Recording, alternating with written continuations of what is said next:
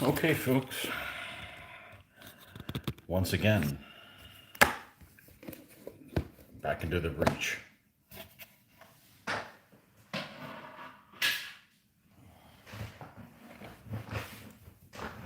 More silly Russians.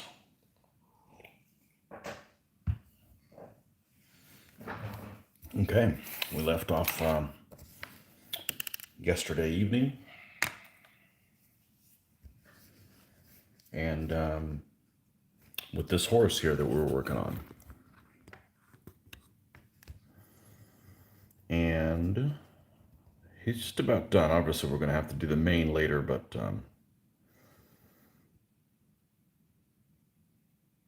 yeah, let's go ahead and put some more white down here and make sure we have a good coat on this when we put the shields. Almost tempted to just do that now, but let's make sure that it's nice and bright to bring out that shield. And if we're going to do that anyways, we might as well do that sooner rather than later so that it can dry up a little bit.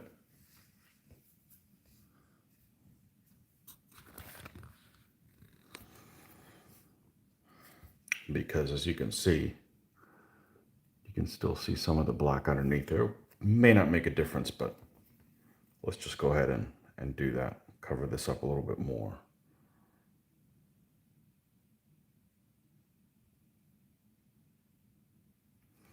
You know, the bad news is I really enjoy painting shields, so I'm almost kind of like not doing the funnest part.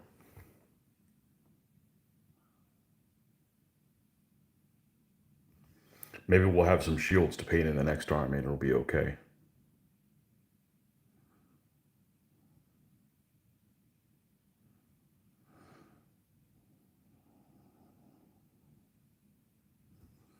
Okay.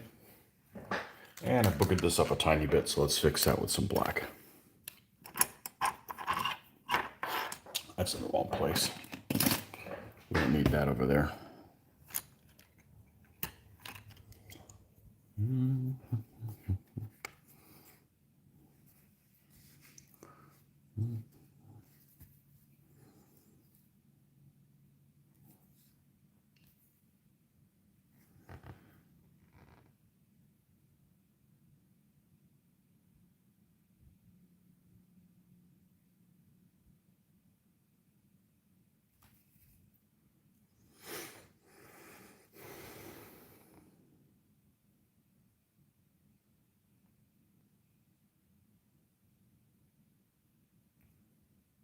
Yeah, it should be fine right there. All right. What else do we have on here to do next? Well, we have his helmet. This last guy was all metal, and the guy before him was all bronze. Lovely. Okay. And one thing I noticed is these guys had been sitting on, I painted these guys a while ago, and they sat out here on my desk for a long time, long enough to collect dust. So we want to make sure that we dust these guys before we spray them, or we're going to have these strange dust hairs coming off of them. Yeah.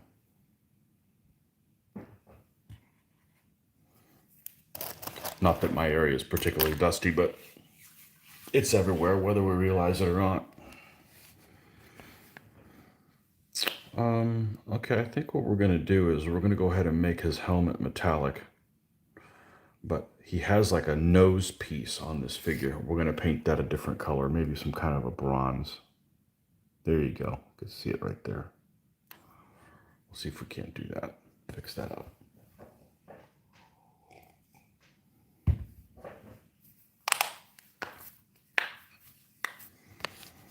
Okay. Yeah, I woke up about an hour ago. And it takes me a little while to get going, not because of me, but I got like 3 sets of games going on in Field of Glory. I got 2 of them are in tournaments. So I was playing the first. Is this the first one? I think this is the first Field of Glory Medieval 2 tournament. I don't know. But the Field of Glory standard one the Field of Glory 2 standard started a tournament towards the end of the first one while it was still going on. So I got to do that in the morning. It takes about an hour between getting the coffee going and so forth. So 5 to 6, you won't see me on, not because I'm not awake, but just having to take care of the other stuff. And it's okay. It doesn't replace playing face to face, but it is kind of, it gets your brain going because it's kind of like DBA in that it's like a puzzle. Like, all right, if I do that one first, then that one might be worse, but let's do this one first and do this attack. It's, so it's a little bit of a mental workout to get you opening up the pores of your brain early in the morning. Nothing too difficult, but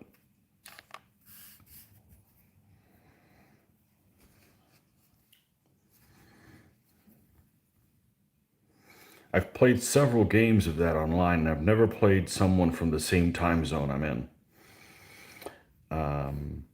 Actually, I think it's almost always been, well, it's either UK, most of the players are in the UK. I had one from California this time, and one from China. So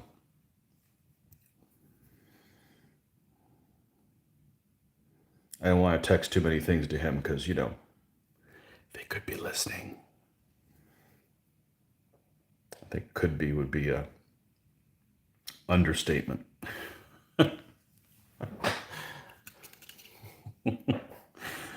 Oh, let's see. Let's go ahead and use, this might be overkill using this one this fancy, but let's do it anyways.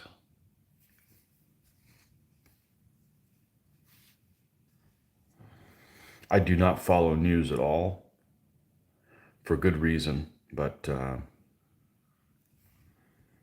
whatever happened with the people in Hong Kong getting UK citizenship, did that go through or something like that? I think they were, that's how tells you how much I've been paying attention. That was probably like a year ago.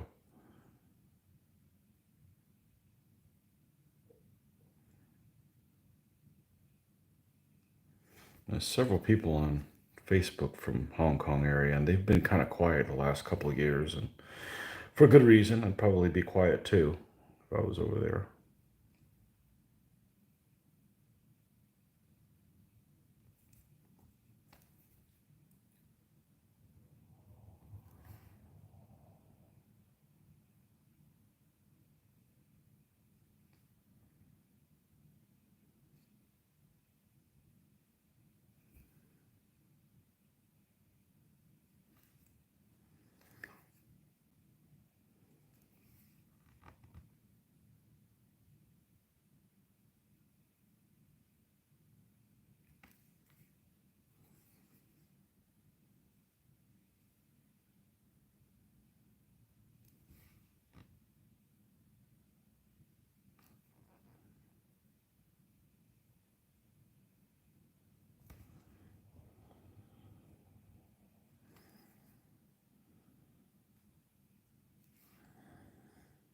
That's the good thing about the wet palette is I can leave some paint overnight, and there's a chance that I can reuse some of it without having to put even more down and waste it. Because most of the time, you end up wasting most of the paint that you use. Most of the paint you don't put down, that you put down, it gets wasted no matter what you do. This just makes it a little bit less annoying to have to put paint down every single time you use it. So, okay, I think that'll work. We're gonna do, I know the bronze dried up. Let's rinse this up. We don't want to mix our metals.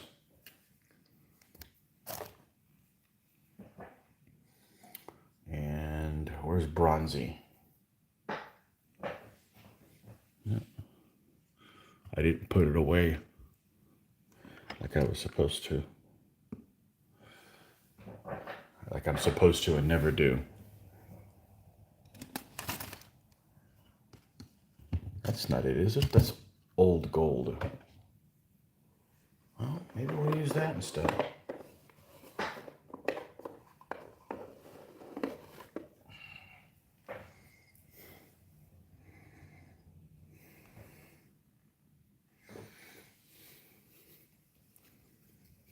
Screw it, we're going to use old gold instead.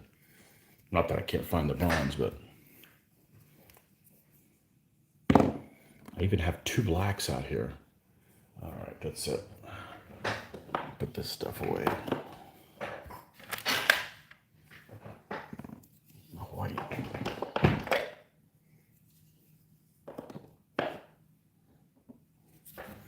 And I've seen other people's painting areas, and some of you guys are really disorganized. I don't know how the hell you get anything done.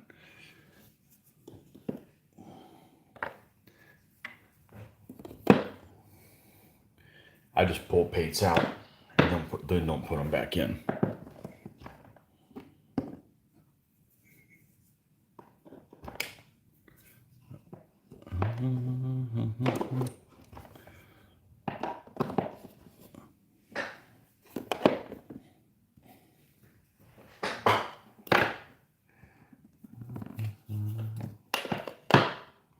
Still haven't come across it.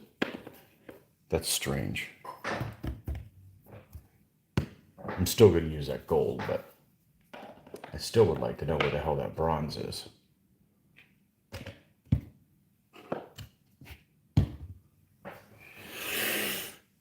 Oh, it's over here, knocked down.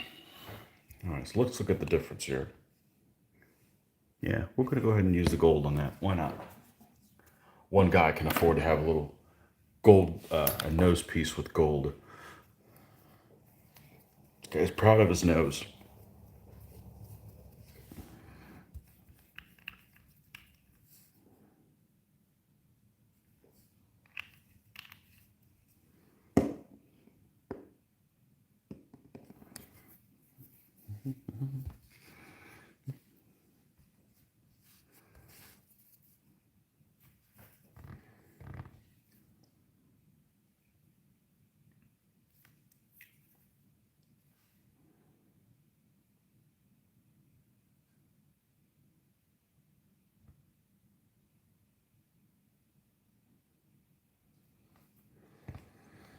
And if he's got gold on that part of the helmet, might as well have it on the top too. We'll do that.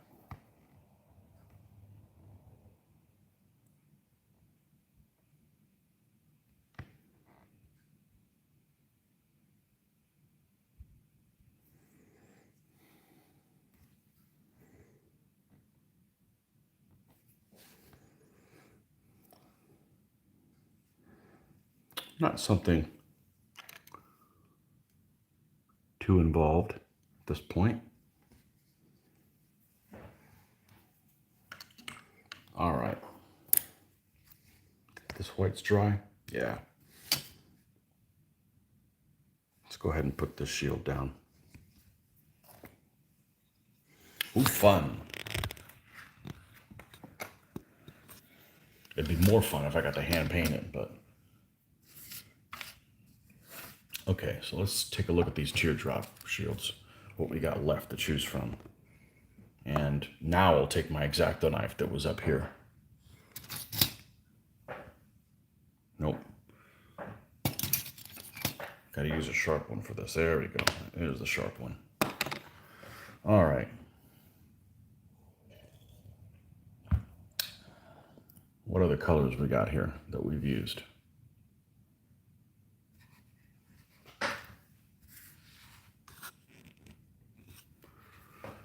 We have a red one here. We've got a multi, but yellow and blue. And a blue one, and another blue one. So maybe, probably a good idea not to use a blue one. How about that? We're going to reserve this one that has the double dragons or whatever, this red one, for the leader if we put a shield on him. So that one's out.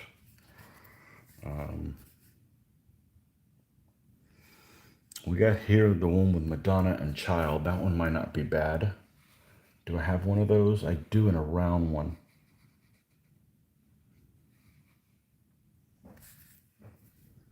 Let's do the Madonna and Child. Do you have any more teardrop ones to do? Yeah, we have another one, because I definitely want it. I want to do this one. I like this one as well. Here's the one with Jesus on it, but it's blue. And of course, I got all these tiny little crosses as well. There's some cool ones. I may need to put a shield on. Well, I don't know that there's any of these that I don't like. Maybe this one with the light blue is a little too light, but well, let's do the Madonna and Child.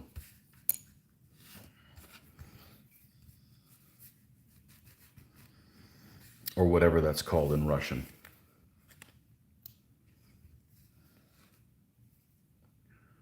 All right, we're going to trim this.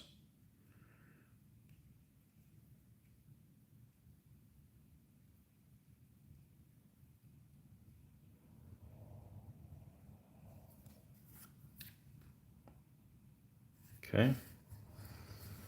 And then we're going to come in here and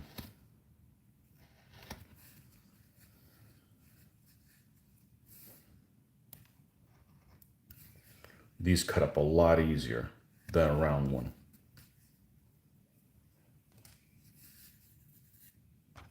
A lot easier. Because you can just go bam and take out a huge section of this.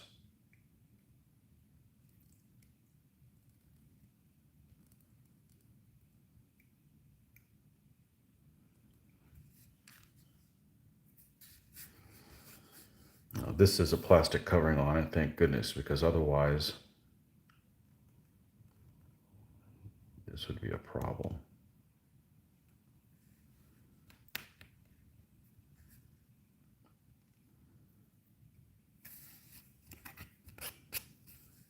All right, and do the same thing over here.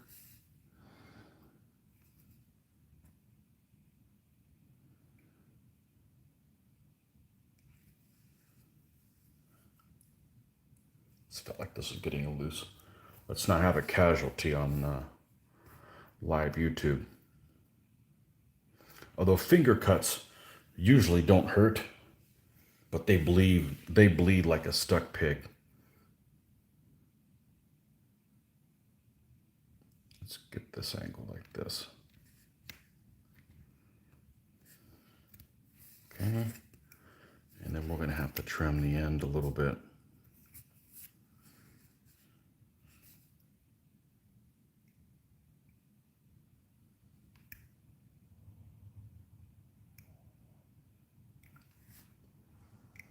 Slipping on me. Oh, it's this cover that's being a pain. All right, let's cut the excess off the top here.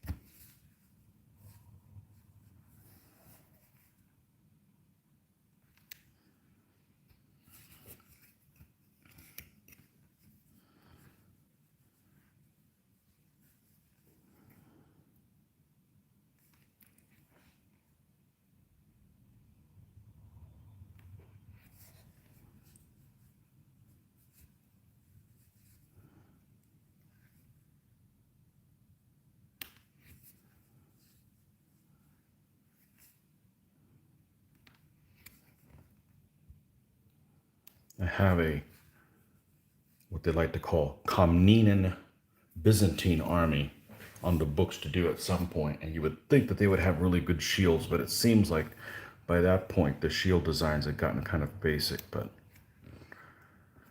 they are kind of waiting in the wings.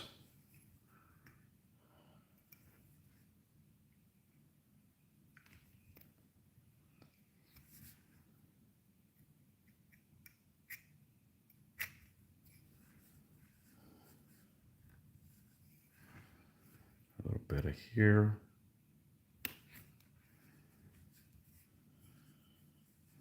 And I see a little bit of white over here. Okay, I think that's pretty good. Now let's get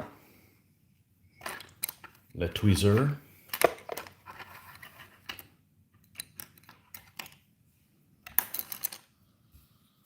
And we still have water, right? Yeah, clean water. All right.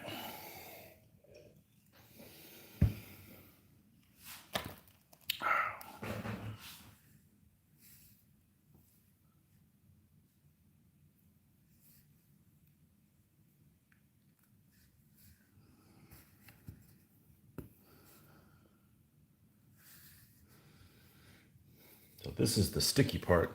This is actually the back side of the shield that you don't see. So it's kind of counterintuitive.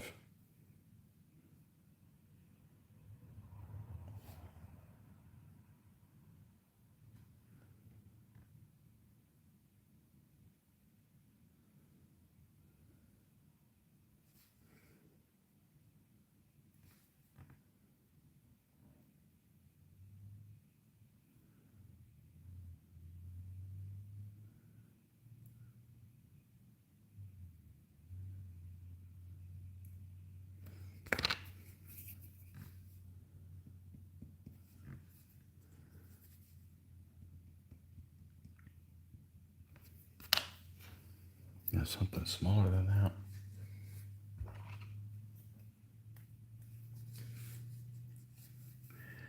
Maybe the end of this brush that's a epoxy. It's now become my epoxy brush. No, let's use something a little bit. A toothpick would be perfect, but I don't have one of those around here. Figures. So I don't want it to be too sharp. This would probably work just fine. We're going to press down on this to make sure we are adhered everywhere we need to.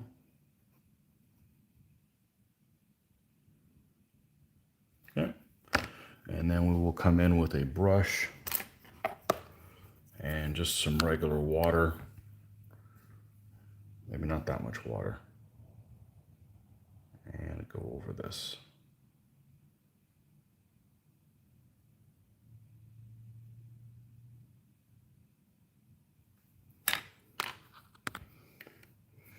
I'll say it again. I wish there were water slide decals because then I could move them around, but hey, nobody asked me. So yeah, the part of the decal you see is actually the reverse image that will be up against the white.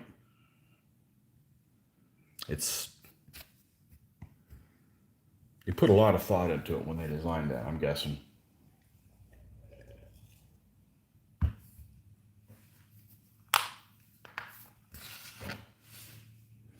Somebody's following along. Well, good morning to you.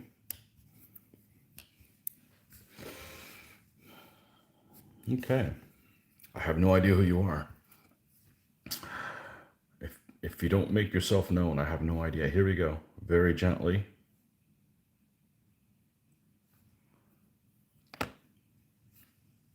Madonna and Child. Now, the only thing is that it's a catch-22. It needs to be on white, but if you leave a little bit too much black, then it'll darken the thing. So you see how there's a little bit of white showing there?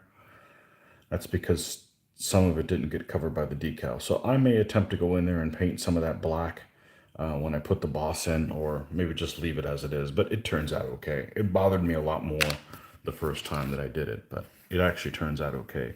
We're just going to do a little dab of that extra moisture, and it's going to look glossy, but after there we go, there's the gloss. See how glossy that is? But after you seal that up, it'll be fine. Yeah, nice.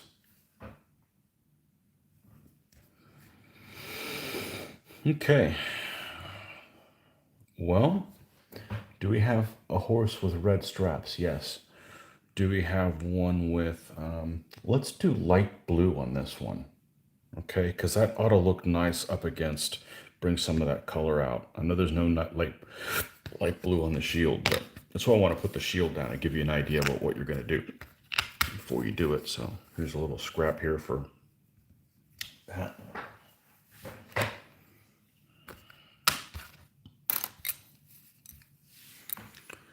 Let's do a really light blue.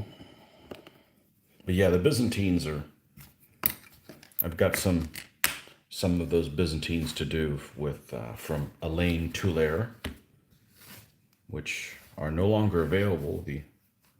The caster slash sculptor passed away 4-6 years ago, something like that. And I heard through the grapevine the widow like didn't sell the stuff to anybody else. So those figures, they're out are out. That's it. That's all there is. So I came across some that someone was selling. So my only gripe with their figures is his alloy is very, very bendy. It's bendy like well, here's the advantage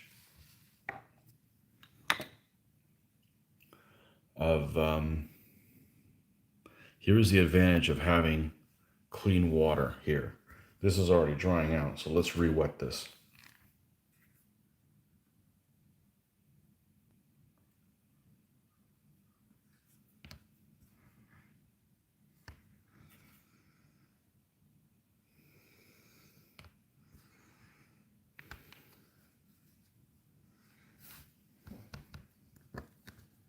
It's gonna always stand to be wetter.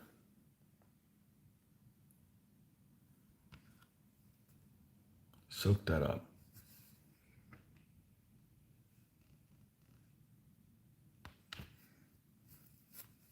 Perfect. Nice.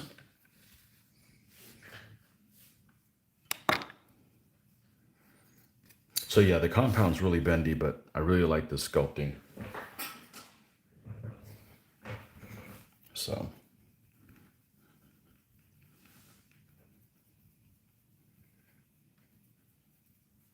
But I don't know. Not allowed to do two Orthodox armies back to back. Is there a rule about that?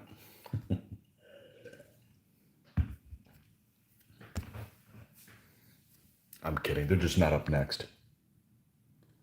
That's all. I already.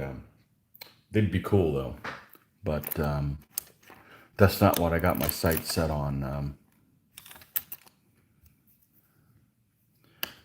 I really want to get these guys done so I can spill the beans on who it's going to be next. But yeah, this dust and stuff that's on here. I have to remember to dust that. I don't want to spray these guys. And they sat out here on my table for over a year, I want to say. So, all right. Light blue.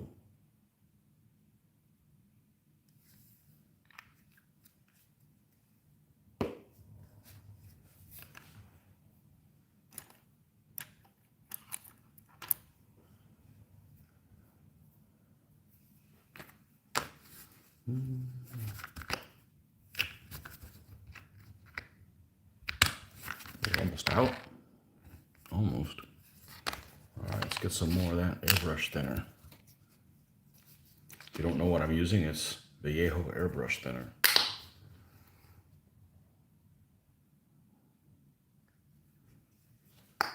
Stuff lasts forever at the rate I'm using it at, or at the rate I'm not using it at. All right.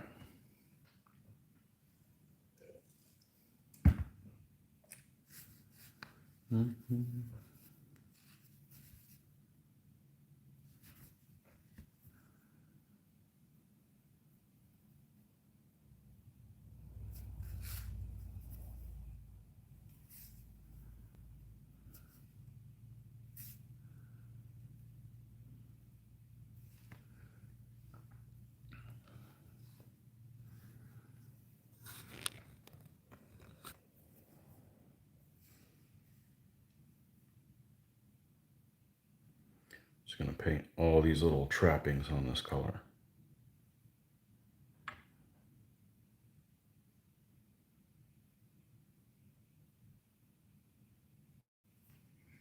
That seems a little dark today. I don't know when it's going to be time to buy another one of these bulbs, but They do last a long time.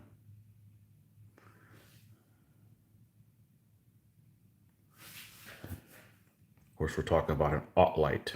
OTT light. Probably one of the best things I've ever bought for the hobby.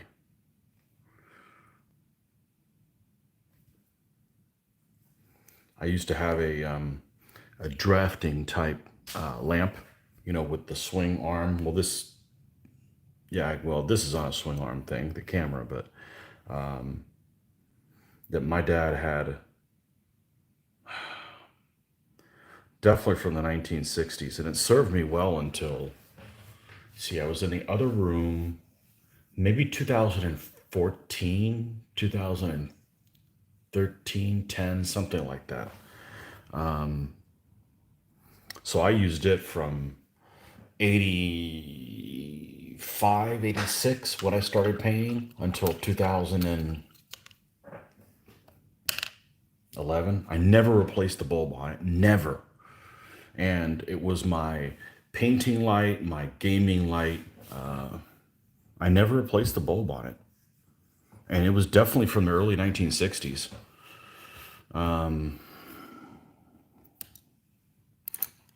So yeah,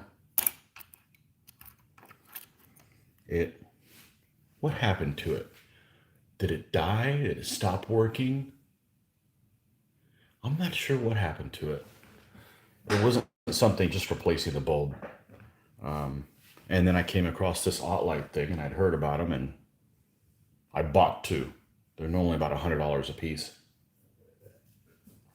at the time, and they were 50% off. So I bought two of them, of the actual lamp. And I've actually had to replace the bulb of this one, but this has two bulbs, and I believe they're burning 24 watts total between both of them. So it's really energy efficient. It doesn't put out much heat, and it's supposed to be like daylight type light. So yeah, if you don't have a good painting light, that's like the top number one thing. That's something you just use over and over again or take for granted.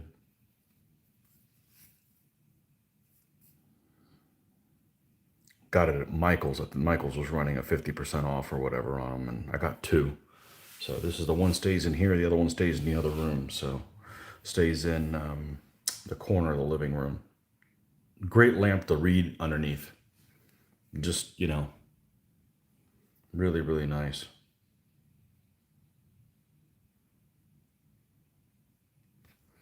So I've had this one for, let's say, 10 years, because it's close to that. And I've had to replace the bulb once, I want to say 2 years ago. So the bulbs last a really long time, and they're like $24 or something like that for the bulb. It's nothing outrageous. So, but you get good light, they last a long time. They're energy efficient, which also helps. I'm of course more worried about the heat output than even energy efficiency, but they are energy efficient as well. I don't need a bulb that makes the room warmer. I'm already warm-blooded enough. I need a cooling bulb. How about that?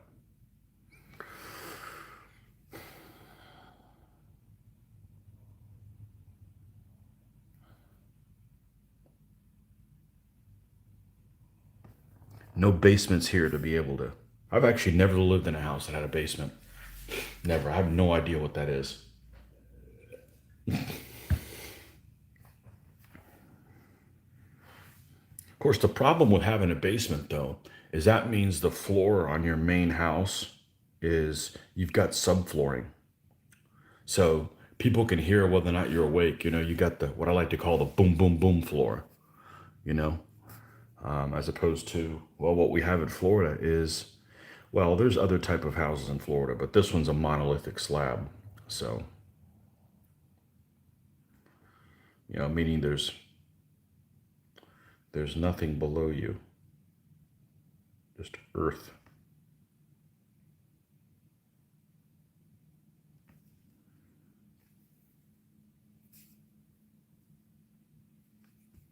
Uh-oh, somebody's up. Welcome. You're the first person. Back at it. Here you go. How are you doing? 0347-24.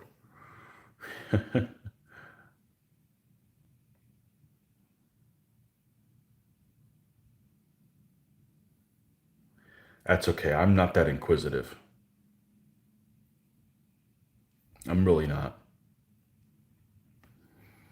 Although it never occurred for me to use a handle because it makes it too complicated to, oh, you're that guy kind of thing, you know?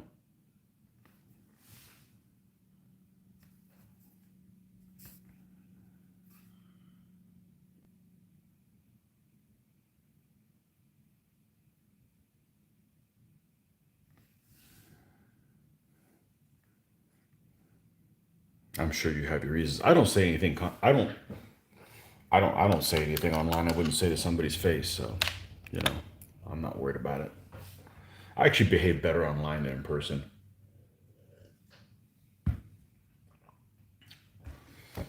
If you end up having to do controversial stuff, then you have to defend yourself, and I'm not interested in that. Got my war room finished. Excellent.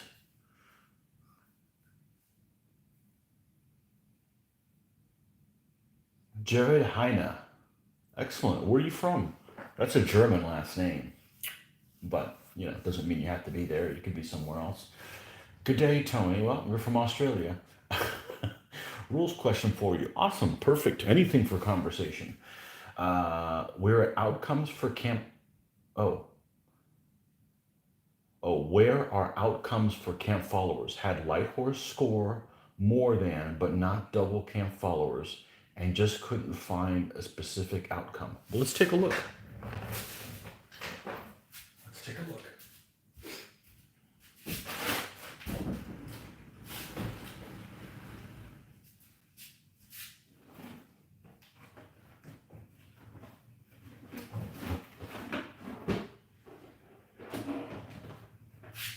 think I know the answer. I'm pretty sure if camp followers get outscored, they get pushed out and are eliminated. Sydney, awesome.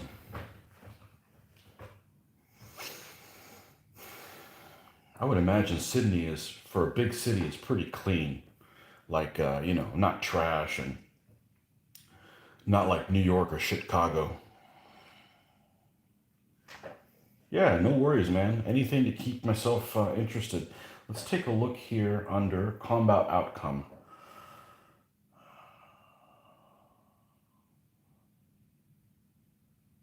All right, so what we're looking at here, and this is not a stupid question, okay?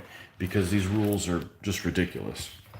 But we're going to look here, and what you're looking for is the section here that says, oh, you're not going to be able to see it on the screen, but it's page 11, and it's if the total is less than opponent but more than half. So in English, what this means is, or at least in American English, if you outscore them but don't double them.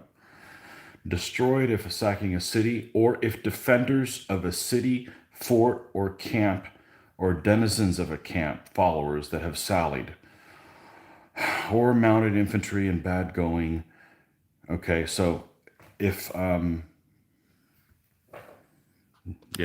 so what that means is that anybody who's defending a city, fort, or camp, regardless of what that unit is eliminated if they're outscored by anyone. So if you have skirmishers that get thrown against a spear in camp and something, assuming the math works, you know, and they outscore whoever's in the camp's eliminated. So, yeah, there you have it. Now, there are no dumb questions when it comes to this because this isn't written easy to digest. Let's put it that way. Yes, but that's a different thing. That's a different. See, that's the problem with Phil. He adds too many things in the same sentence. It's not written how you and I would write it.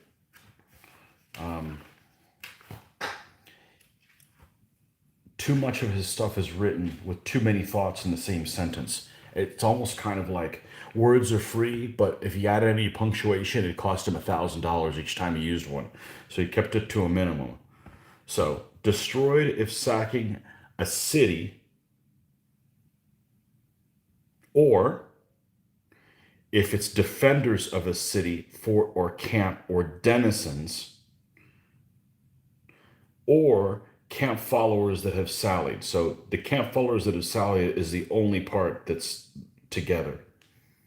See, and then it starts going, or mounted infantry and bag. That has nothing to do with the camp. It just throws all those things together.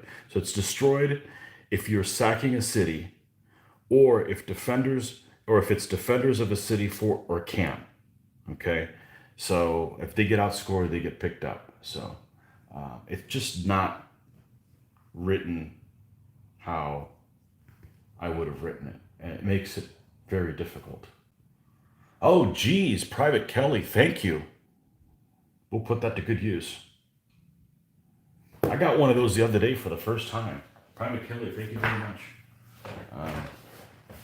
Oh, just for that, I don't need to do any more videos. So just so you know, I got one of those the other day from somebody. I didn't know what to do with it. I'd never gotten. It was a, it was a tip, and I'm like, okay, well, what happens with this? And YouTube takes their cut, which is like 25%, but that's fine. I mean, I appreciate it.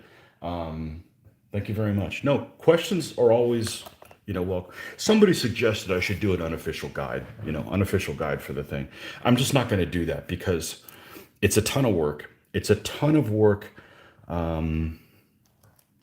It's a ton of work with, yes, it's PayPal for you, but it comes in through Facebook. It's cool. I appreciate it.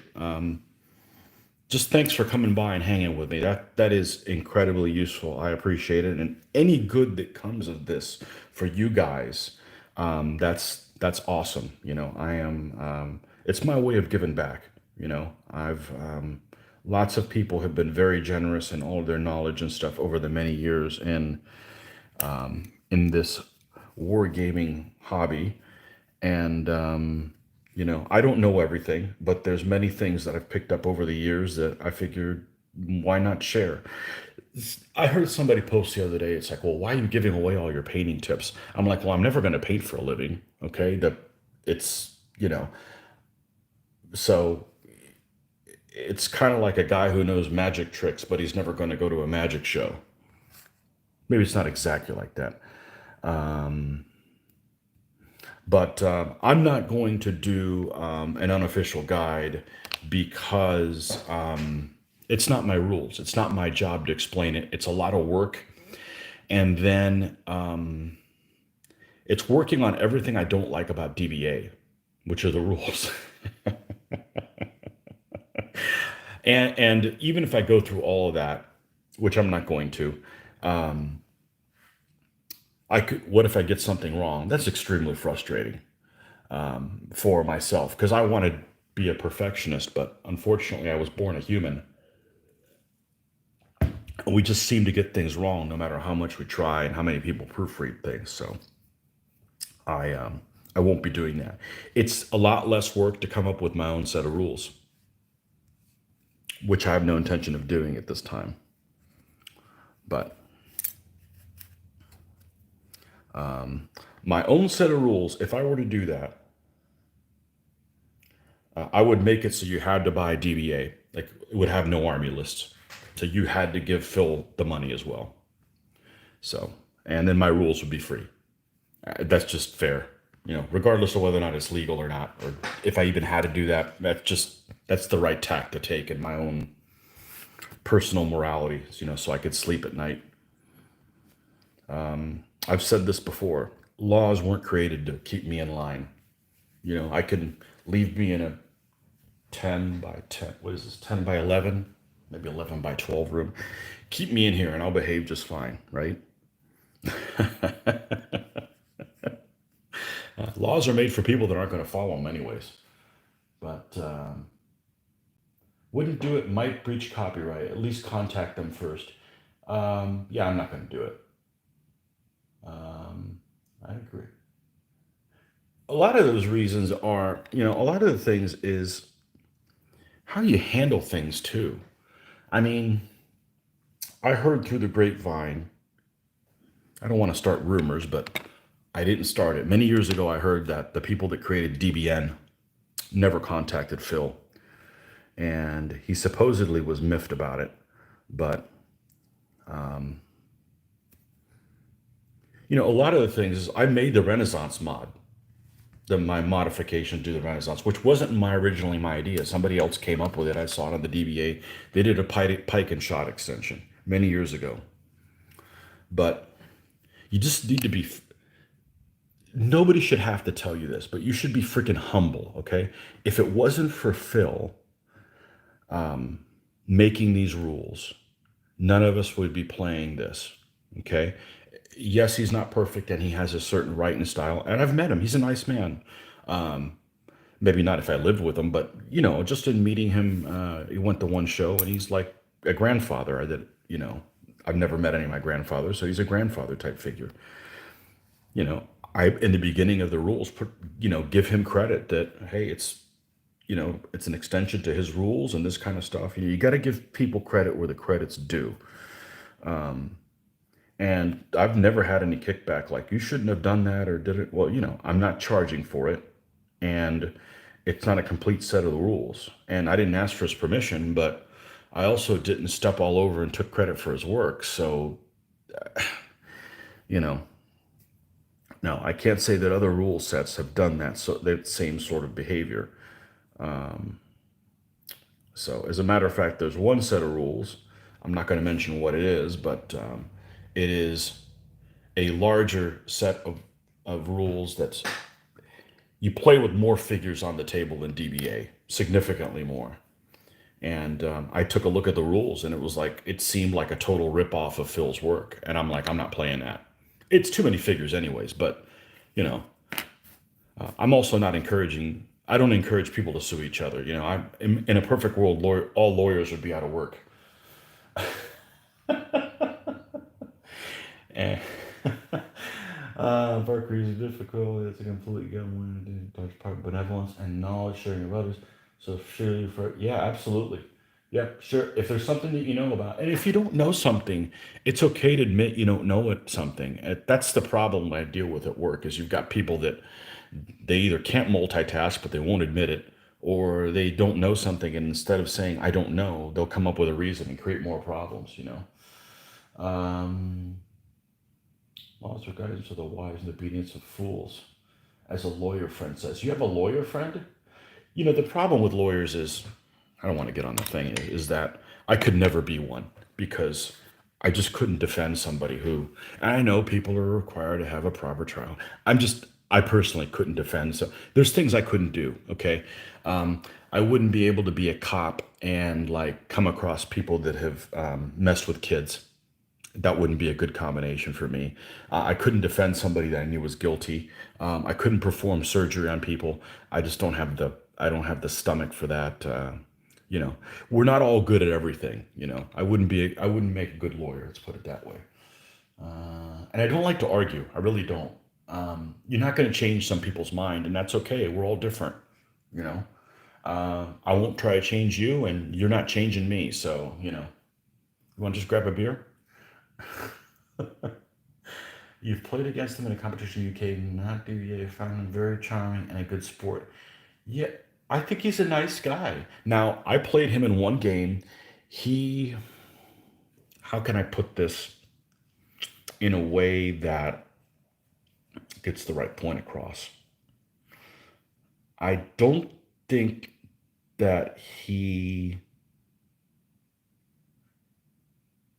respects is the wrong word. The game is a lot better than I feel that he gives it credit for when he plays it. He just likes to push forward and crash into things.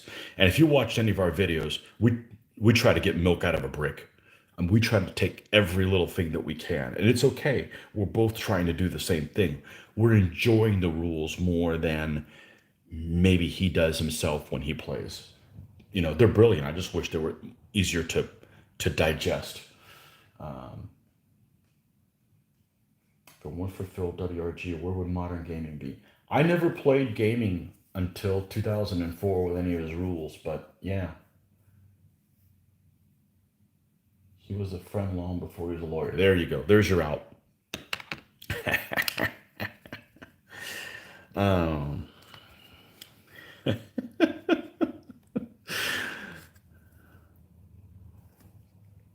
and they create apathy.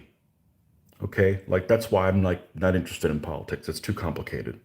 Um, I'm not interested in reading what all the little fine print is when you look at something on the TV and it's like, ask your doctor about Contasebra or some prescription. You don't know what the hell it is, and all the bottom it may cause bodily functions that include shitting your pants, having a heart attack, or or hugging your neighbor.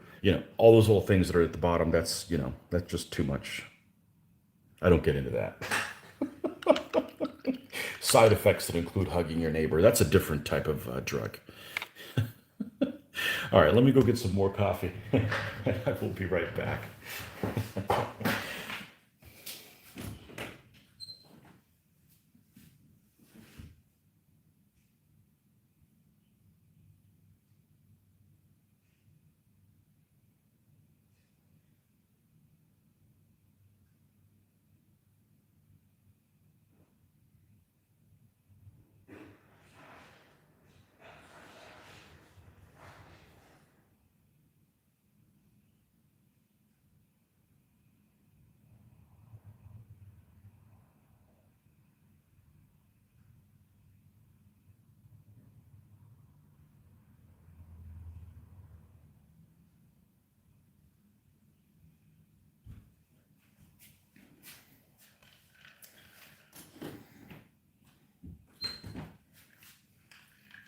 Side effects to hugging your neighbor. That would be love potion number 9, right? Uh,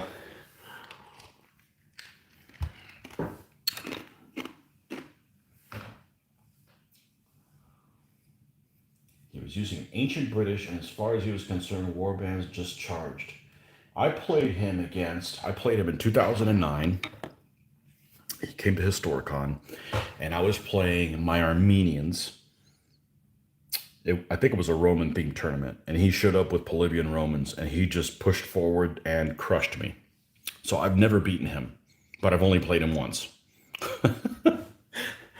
But I was playing, what does that army have? 2 Soloi, 4 Auxilia, 4 Light Horse, and 2 Cataphracts on a 24-inch board. So yeah, he just covered the board and moved forward and crushed me. Well, that's what I would have done too, but that's a tough army. That's a tough army. So I told you I was playing Field of Glory too. I'm playing a couple of games in a Roman themed tournament, and the whole Roman versus Carthage matchup in DBA really is heavily favors in DBA 2.2 it heavily favors the Romans. It's a little bit the Carthaginians have a glimmer of hope in 3.0. But in Field of Glory 2, it's the same way as 2.2. It's there's a couple different things in Field of Glory if you guys aren't familiar with it. Is not only is there just standard combat, but there's levels of disruption, things like that, and it sounds complicated, but it isn't. I was able to pick that up basically immediately from the first game that I played of it, and there's units can rally their condition that they're in. They take casualties, plus they take disorder levels, which there's 3. 3? Yeah, well, you're either in good shape, you're disordered, you're disrupted, or you're like routing. But even a unit that's routing can come back up to disrupted, and then a little while later they can kind of self-rally themselves. And the Romans are just as tough in that as they are in DBA, but they are much more resistant to not being affected by a unit next to them routing, as say the Carthaginians, and they rally better. So it's like a triple whammy. It's like they're tougher, they're more resilient, and they rally back better. So yeah, that matchup is, and that may be realistic, but for those of you guys that are Carthage lovers, it's an uphill battle in that too. So the online game, not the tabletop. Another question. Okay, my rule book's nearby here. Page 8, paragraph B. Everything has been lost or until gully. This talking about the general or the moving element, as it can be read as either. All right. Don't have any live paint, right? Brush is clear? Cool. All right. Let's see. Page 8. My least favorite part of the rule book. The good part's the army list. Okay, page 8, paragraph B. I guess that's the second paragraph. Everything after has been lost or, okay.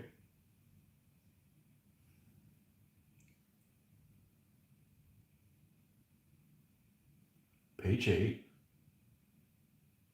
paragraph B. Oh, B. Oh, player initiative point dicing. Got it. If the moving, okay, so this is, except in the side's first bound, a move that uses a pip uses an extra pip. Okay, so we're talking about extra pips for each of the following situations that apply. Okay, A talks about if the moving element or group includes side chariots not moving into contact, right? They take an extra pip, which is not 2. It would be 3 if the general was dead. Elephants, hordes, war wagons, artillery, denizens, or camp followers. Oh, I didn't realize camp followers took 2 pips. Interesting. Tells you how many times I've moved them. Or is an element currently garrisoning a city, fort, or camp? Ooh, I bet we've moved a guy out of a fort or a camp before and not paid an extra pip for it.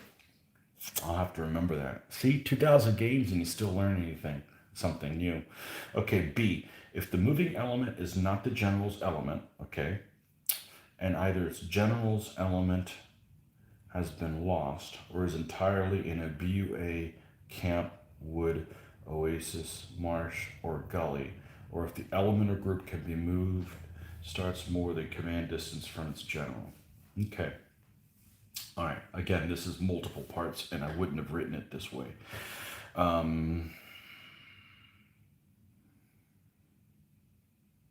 Okay. So what this means is the general's element never costs 2 pips to move. Okay. This is, so it's saying if we're talking about an element that isn't the general, because of command and control and sight distance to the general. Okay, so if the general's element has been lost,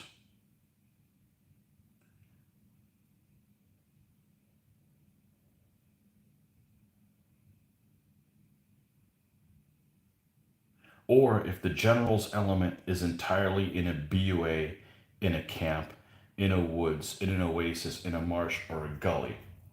Okay, so if there's no general's element, or if the general's element is completely inside one of those terrain types, meaning if he's completely inside the woods, anybody else, this is interesting, we may have done this wrong, anybody else is going to cost 2 pips to move them. So if you have, say, an auxilia general and he's moving a bunch of auxilia, it doesn't matter whether or not they're within, is that right? Is that what that says? BUA, or if the element or group to be moved starts more than command distance from its general. If the moving element is not the general's element, and, okay, so this applies to all of the things that are not the general's element, and either its general's element has been lost or is entirely.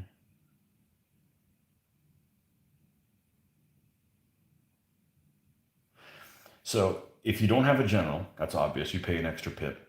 Or if your general or the general is alive, but it's completely inside of a BUA or a camp or a woods or an oasis or a marsh or a gully, or if the element or group to be moved. Okay, so if you have a, let's say this is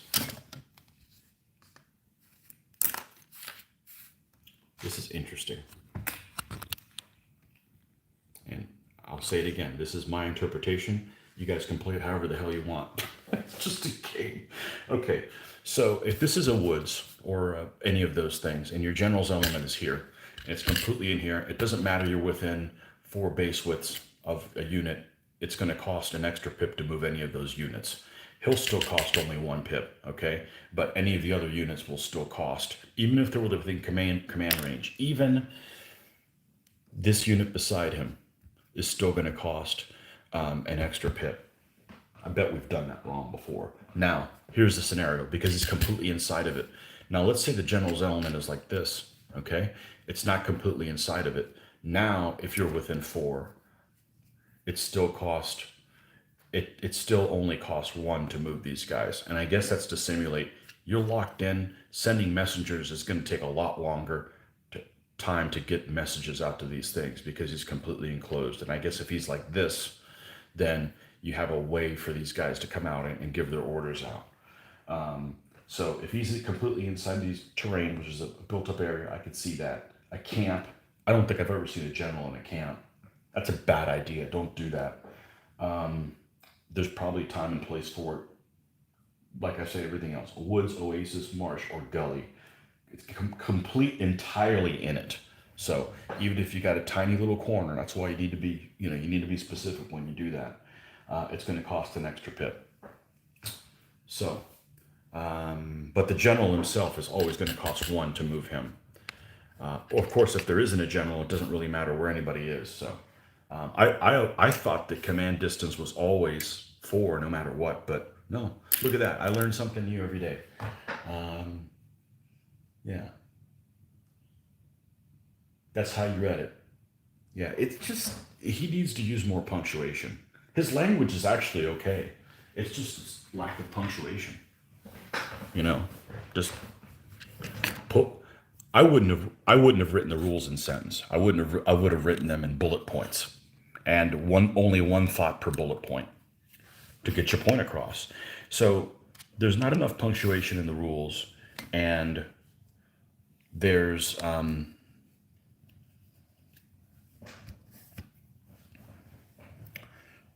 what was the other thing that was on the tip of my tongue? There's not enough punctuation in the rules, and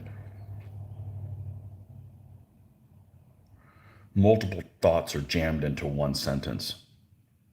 So then then you have to diagram where the hell the comma is and what it just nothing's ever repeated a second time. So I've never seen a set of rules that's like that.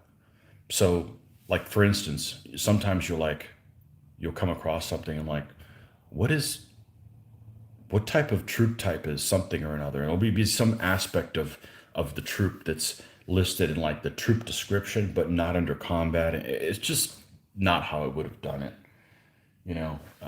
And they claim that it's because try to keep the paint the the um, the page count down, but I'm not buying that. I mean, and there's diagrams, but the diagrams don't, in my opinion, show anything that needs to be shown. Like the weird situations that we come across every week, they're not covered by diagrams, you know. But anywho, I hope that helped. Hey, I learned something new too. Hey, I want to be infallible, but it just isn't going to happen. If it hasn't happened yet, it's not going to happen, you know. And I know other people that do videos that just in talking to them, I'm not going to mention any names, but the persona that they put off is that they're infallible. It's like, look, I'm going to make mistakes. I really don't want to make mistakes, but if we have a video where we do something wrong, the alternative is take the video down or just shit happens, you know? Just move on. It's just a game, you know? So the difference between helping your Uncle Jack off a horse and helping your Uncle Jack off a horse. Exactly. Yep. Yep. Punctuation, man. Periods are like cheap. They don't cost anything on Wheel of Fortune. Use punctuation.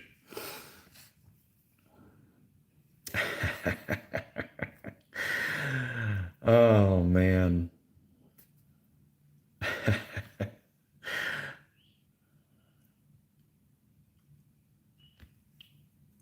So there's actually a group that was formed for 3.0 called the Fact Group. I'm a member of it. So anytime we come up with issues, I would bring it up to the group. There's like 7 or 8, there's 7 and 9 members of it. But if it's a hung jury, nothing ever gets decided. And I've just given up. I've given up bringing things to them because they only meet once a year. And the last 2 things I've brought up were never concluded. So we're going to make our best guess on what they are. And we will all play in our games by that rule. You know, if you watch that conforming thing that happened in the last video, that's what we decided to do. It seemed kind of abusive. I don't know that we've done something that extreme in the past, but that's fine as long as we're consistent going forward. I'm not so worried about winning a game that I want to change the ruling based on something that would give me a win or not. So I'm more concerned with just, setting precedent. We just need to be consistent with how it gets applied forward. And at the end of the day, folks, it's just a game. If other people want to play it a different way, that's good too. I'm not going to come over to, nobody's going to come to your house and say, hey, you're playing that stuff wrong. You're coming with me. It's just a game. So just need to be consistent. And even if you get the rules wrong, just make sure they're applied the same way to both sides, folks. Don't be one of those people. I know a few of them. Luckily, it's only a few. They want the rules applied to them differently than they're applied to you. That's not cool. That's some dishonorable shit right there.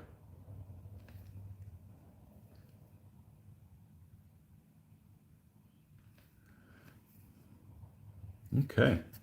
Well, that was fun. I don't mind stuff like that. Hey, I learned something new, so yeah.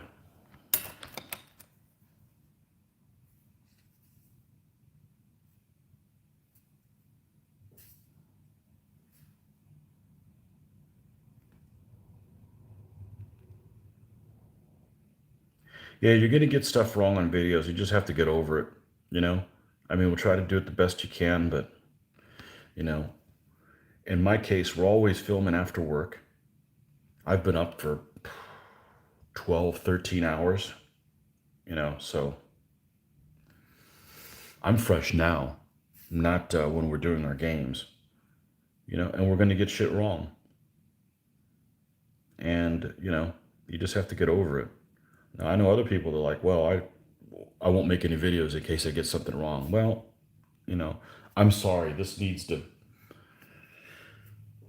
my whole purpose in videos was to do them was they're fun to do to begin with. And there's so many cool things that happen in a game that it'd just be a shame not to share that with folks. And maybe it'll give people an idea how to start playing this game. Because you can't just pick up that purple book and go. You could. You're going to get all kinds of things wrong. We still get things wrong. So, but our MO is having a good time and playing with our toys, not necessarily conquering these rules and this kind of stuff. It's not that we don't want to play by the rules, but that's not our objective. We want to have a good time. So, and be motivated to paint more figures, etc. Well, in my case, paint more figures. In Mitch's case, buy more figures. But, yeah. I'm not one of those people that just collects rules and learns how to play them. I've got to like almost play it first to kind of have a reference point where I can start reading about things and being able to wrap my head around what it is, But different people learn differently. And one of the things I encountered when I played it, one person in particular, that I'm like, man, how could this guy be? He's like a Kasparov level chess player mentality guy. But some people are like really smart, but then they can't put on deodorant. So I'm not that smart. I'm proud of it. But we try to get things right. And And sometimes we fail. So just do your best, you know. Okay, I think it's time to do a spear for this guy. We've kind of been doing the theme of not really colorful ones. I think we're going to keep doing that with this army. We're going to use this color. What is this? Skeleton bone? Skeletonian.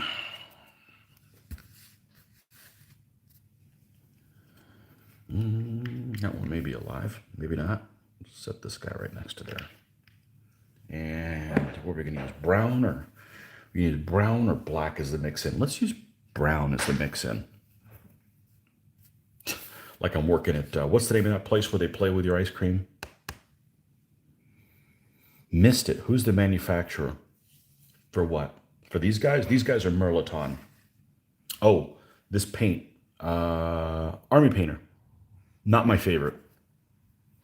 And not because of the color choice. It's just they behave differently than the. It's almost like they've got more. I don't know. They just behave differently. That doesn't mean I'm not going to buy any more. I'm just. My favorite of all time are these guys right here. Cote d'Arms. Love Cote d'Arms. Then Vallejo. Then Army Painter. But die dropper is nice so you don't waste so much. Cut down on waste on that.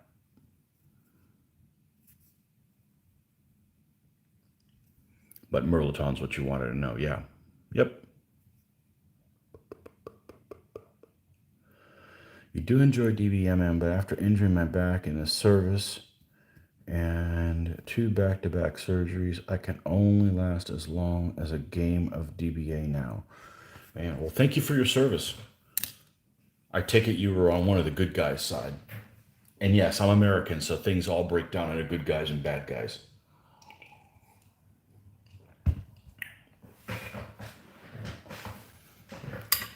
I don't care what your government feeds you. Australians are the good guys. I'm old school. So I actually had a guy that worked for me many years ago. He was a truck driver. And he was from Hungary. And he was in the Hungarian army when they were still under the bloc. So I'm like, oh, you used to work for the freaking bad guys. You're on the wrong side of the Fulda Gap.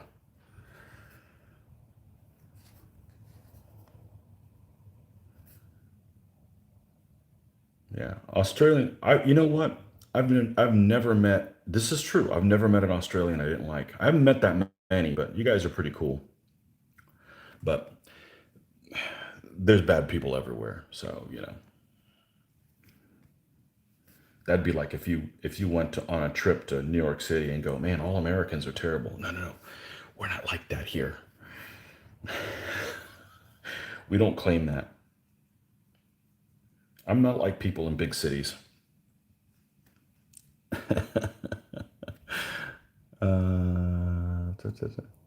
I'm looking for 15 to 18 El Cids. U.S. Army 92 to 2000. That's about when I tried to join. I didn't join the Army. I had a buddy of mine that was going in the Navy in about 92. Yeah. And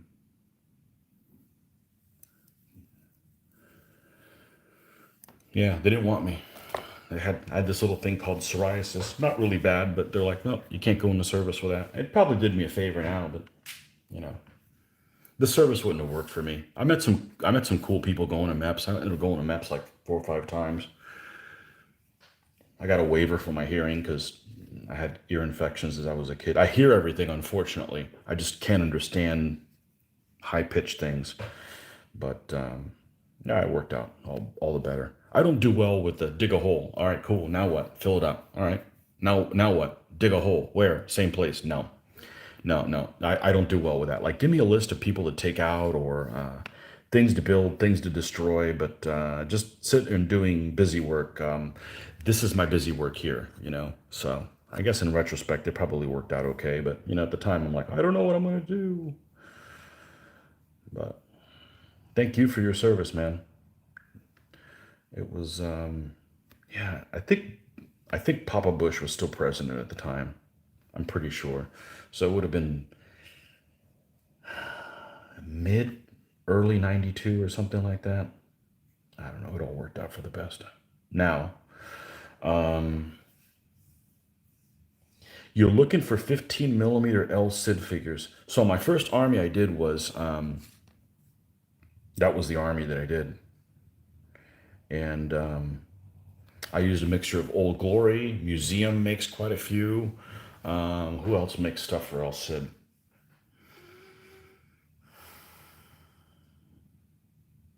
Obviously minifigs, but minifigs are they're very difficult to get a hold of now. I think between Old Glory and Museum, you should be set. Both of those guys mix really well. I learned how to play with that army, and that was a pain army to learn how to play because it didn't have any crutches. And by crutches, I mean things you can count on. It had no blade. It had no bow. And 2.2 anyways. It's a better army now. There's nothing wrong with it now, but it's a difficult army to try to learn to play with. So that started off I think I ended up losing like 8 games for a 1-1. So, but I stuck with it.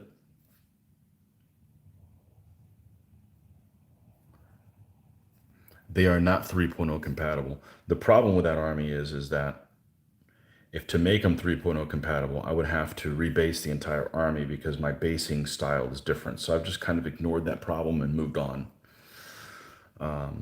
Not that it's a problem rebasing things because I've done it. Not only did I do it, I didn't damage the figures, and I was able to reuse the same stands, and I use epoxy to glue them down. So it can be done if you're patient. I did that with my French ordnance, but it takes a lot of time, and you're not getting a new army, you know. And I've already played them about 50 times, so I'd rather just build a new army. Yeah, that was a feudal Spanish. Book 335B. I would love to play, going back to Jared's question, I would love to play DBMM. I just don't have the stomach in me to play 200 games wrong before I get one right. Because there's so many things in there that are really cool. Like, is it going to rain?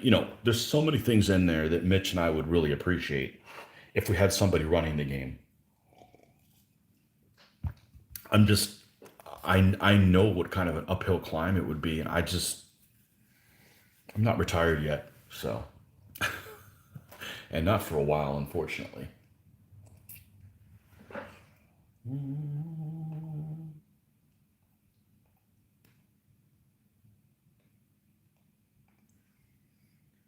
That's part of all battle, 10 minutes of hell, years of preparation. Impressing my friend Dermot at Campaign Game Miniatures in Spain to do El Cid. I've got some hot El Cid 172nd coming to the bunker. Yeah. Yeah, it was my first army. And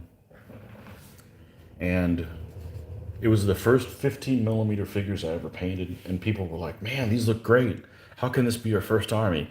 This isn't the first thing I painted. This is my first DBA army. There's a huge difference. I'd already been painting for 20 years. So, but they have a negative win score. I think they're 20 and 27 or something like that. Let's see what they are. That's why we keep track of all this stuff, right?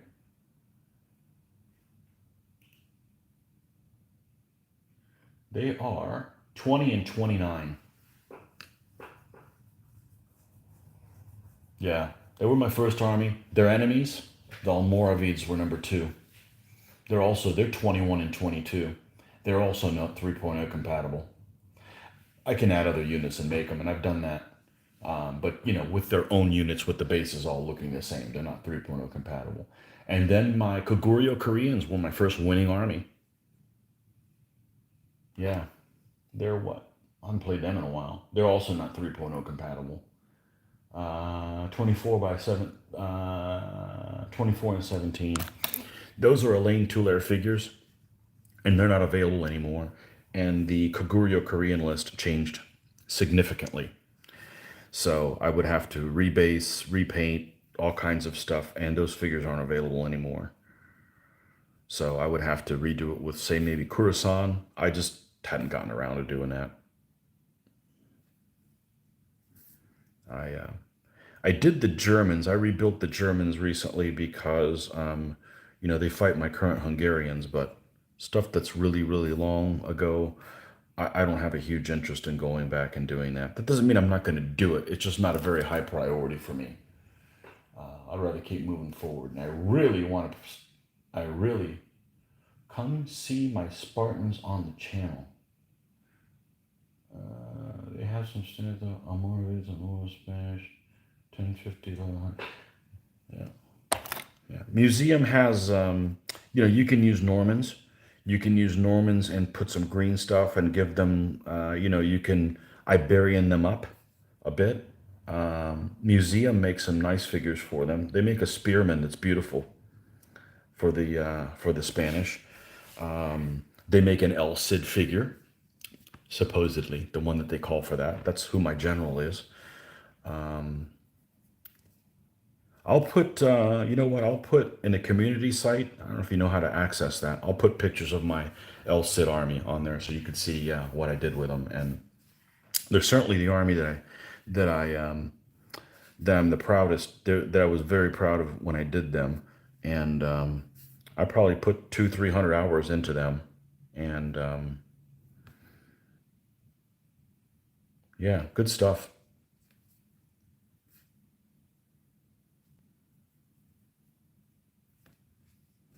Yeah, those forged in battle figures are freaking gorgeous. They look good on the computer screen. Let's put it that way. So.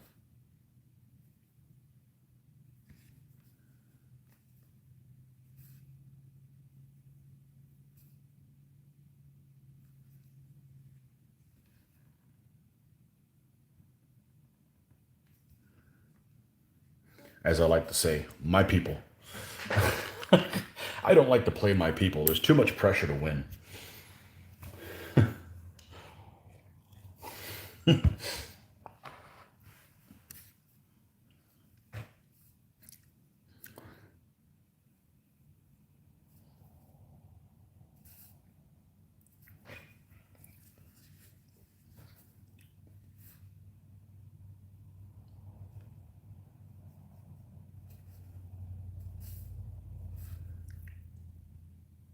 I also have a feudal Spanish C list to do, like around Namaza Tolosa, so 1200s army with Elaine Toulaire figures. I've come really close to jumping on them. Spearman's the only thing I'm kind of missing. I want spearmen that look a certain way for them. I want them to, and they make them. I just need to track them down, or what I do is I'll paint everything but the spearmen and do them last, which is kind of unusual because they're kind of the first thing I go towards. You kind of build the standard stuff to bulk them up, and then the fancy guys generally is the way I go. I had to do that a little differently with my Armenians. I had such a hard time getting started with them that that I needed to do the cataphracts first to kind of get in the mood, and then it was too late. So I had the cataphracts done, then I had to do the light horse. It's actually the light horse that I was uninspired by.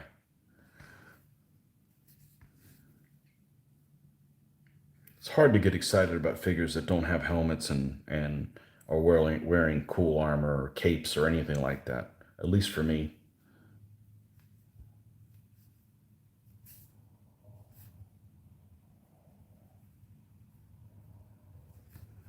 All right, let's add a little bit of white to this. Not so much, not so much.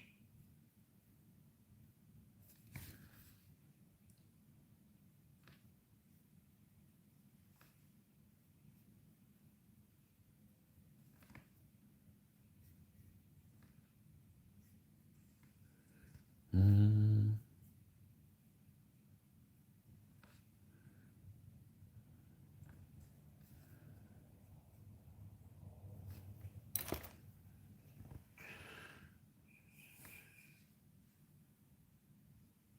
You don't like going back either. Yeah.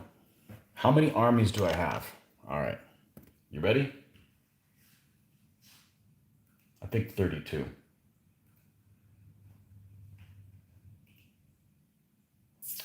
In the order they were completed in: feudal Spanish, fanatic Berber, or I think they're called Islamic Berber now, Kagurya Korean, Rajputs, Tang Chinese, Polybian Roman, Marian Roman, Armenians, post-Mongol samurai, medieval Norwegian, warring state Chen, Song Dynasty A and B, my nerfed Southern Dynasty Chinese, which I can't run them anymore. Those guys were 22-7. That was an ass-kicking army. I need to do something with them. It was my favorite, one of my favorite armies of all time, and they damn nerfed them. They took my elephant away and changed him completely. So, which is a shame because it's a really well-painted army, but we'll repurpose them for guys. Swedish Lighting, French Ordnance A and B, Ptolemaic, medieval German C, medieval German D, Italian Ostrogoths, early Ostrogoths, Nanchow, Ottoman Turks, medieval Spanish, these are the late ones, 68E and F, early Burgundians, Burgundians or non-Burgundian Ordnance, Carriage, medieval Irish, later Hungarians, and early Russians when we're done with these guys. But you can't play them all at the same time. Like, for instance, you can't play the Sung A and the B at the same time. You can't play the medieval German C and D at the same time.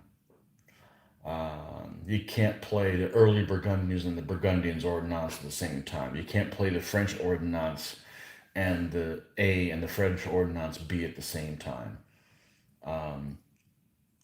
So 30-something odd armies, and growing. Best case scenario, I'm doing about 3 a year. I can't do them faster than that. They just take time. They just take time.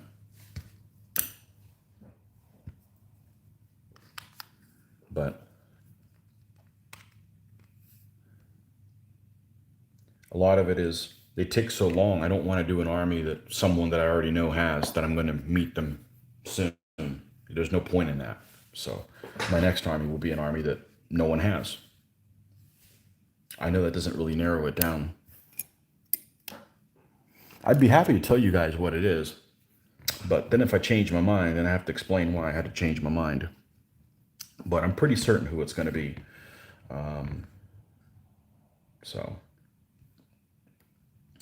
And a lot of the reason is who I decide to do is a lot of what it's going to be like to play them. And I think the dialogue is just going to be out of control.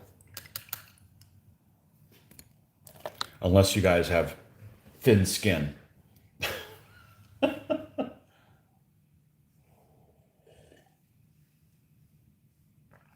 You're looking forward to a Rus army with new forged and battle figures. Awesome. Very nice spread, light on book one. I don't have a book one army.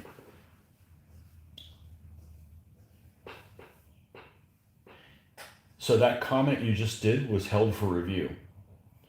So obviously we're going to show it because there's nothing inappropriate. But your comment was, I have later Germans and Khorasan 100 Years War figures in the nude, not painted. So because you typed in nude, the automatic YouTube thought you were saying something inappropriate. Dirk, welcome again. It's another day. Yeah, interesting.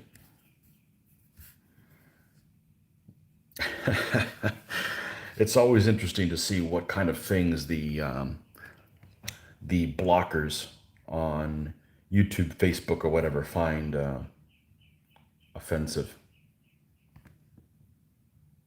or think that's inappropriate.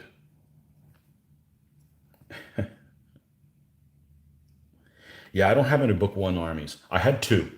I had the lead for two of them, and I sold one of them recently, or I traded one of them recently. I had Lydians, which are the ones that I traded, and I have Assyrians. But Mitch has Assyrians. And even though I like doing chariots, it's hard for me to get excited. I can paint shields and stuff. And flags. Why am I doing figures that don't have shields with designs on them and flags? You know, that's the way I look at it. Yeah. All right. Now we found this. Nope, it's not that one. It's this one. Let's go ahead and do the sword up with that. Yeah. So yeah, no book one armies. I'm a little light on book two. It's mostly three and four, and it's mostly four. It's mostly four.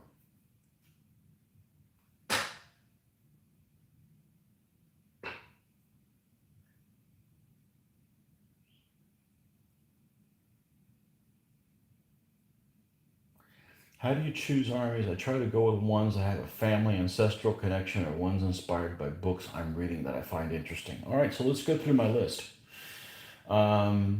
So I built feudal Spanish because I wanted to build that army. So because I built them, I did the fanatic Berbers because I was their enemies. Then I was at a show and saw the Korean figures that looked really cool, and it was an army that nobody had. So I got them.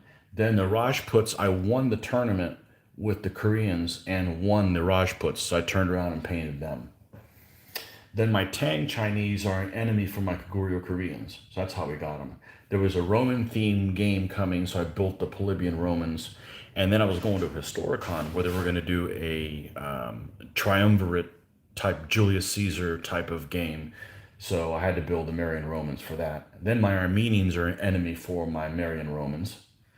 Then I was at Historicon and saw the Peter Pig figures had just come out for the post-Mongol samurai like 2009. So I picked them up. They're beautiful figures. Medieval Norwegians. I think that I had a bunch of extra lead and we were doing a theme that was medieval and I picked an army that nobody else had. So that's kind of a cool list. Warring States Chinese. They were doing a Chinese theme. I had to build one. There it is, Warring States. That's why I picked them. The Song Chinese. They had two artillery. What's not to like? Southern Dynasties. Another Asian army, which I happen to like, and they had an elephant. Yeah, so mostly motivated because of an army I needed for a tournament. Now that's not the case anymore because tournaments just don't exist. You know, there's no conventions. So I think I'm enjoying it a little bit more. But I do have to choose. You know, this army was painted because it was a Russian themed tournament. Armies and enemies of Russia. I'm like, well, let's do these guys. You know, and I think of all the armies that I have, the only ones I painted that somebody already had that I played with frequently was Polybian Romans, and that's because I needed them. The two Roman armies, I needed them for an event. You know, but yeah, usually by tournaments. This tournament's coming up in a year. I need to build them, but then it becomes like work. So I'm enjoying a little bit more. Like I'm going to do these guys because they have this. I'm going to do these guys because they have the other thing. So the next army I'm building it because it has certain elements in it. So that is my reason to do them. And have I fought somebody with that army? I'm not sure. Let's go ahead and do bronze the little rivets on here. We'll do them in bronze instead of silver.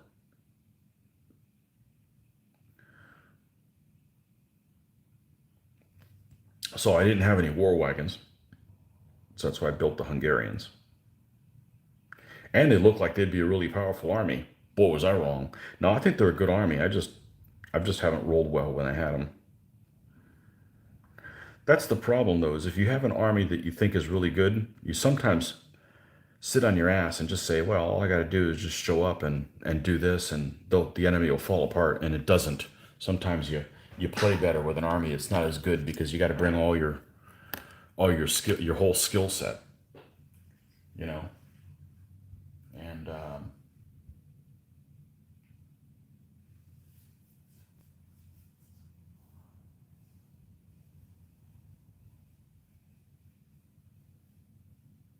you're going to build some late medieval War of the Roses and 100 Years War Burgundian first. Also have a lot of Ancients Book 2. Excellent. Yeah, Book 2 is popular. That way, the thing about Book 2 is you can't win all your games with lucky bow shots. You have to earn your wins.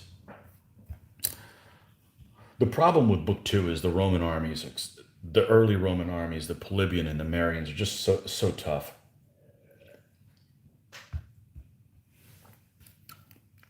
They're so tough. Blade is just, they're big numbers, you know. Your ancients are minimum 200 plus figures. Like a whole army? That's a lot of figures.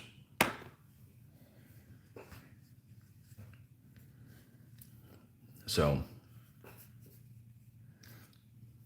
yeah, I'm always going to be playing some kind of a game like this. It may not be, 20 years from now, I may not be playing DBA. I might be playing something like this, but I'm not going to use these figures. I've spent, 4 hours a figure. I named off all the armies that I have, multiply that by maybe 45 for an average. How many hours have I invested in this? I'm not giving that up, So,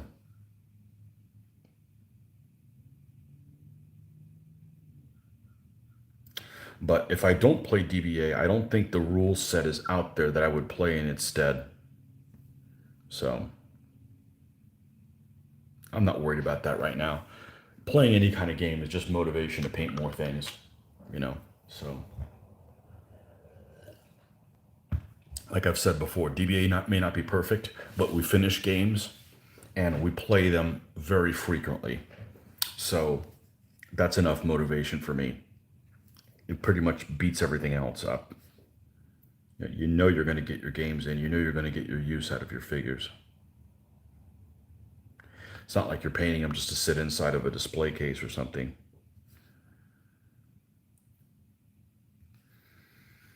All right. We can go ahead and do we still have some of this light blue? We do.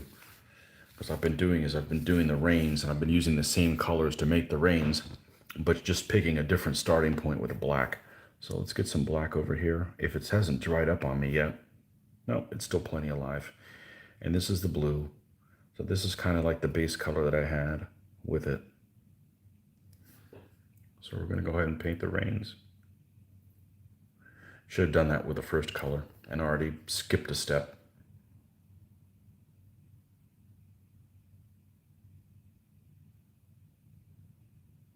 And then what we're going to do, instead of adding more blue to it, because it'll end up being the same color, we're going to add white to it and lighten it up. It's almost like this is what my core color is, and then we'll just lighten it from there.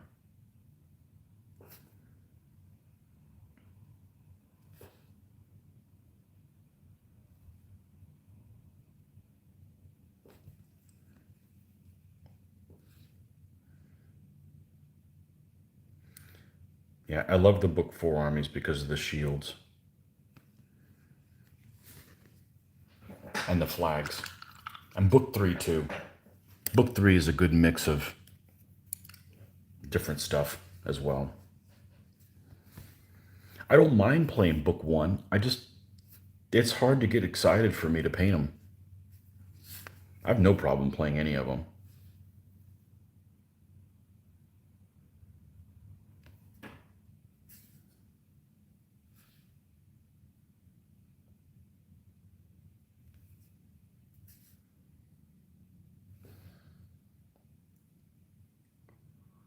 The problem with Persians is Mitch already has all the Persians.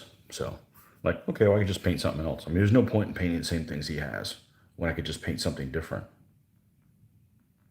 Now, if he had started off building armies that was what I absolutely had to have, yeah, I'd build them too, but I don't have any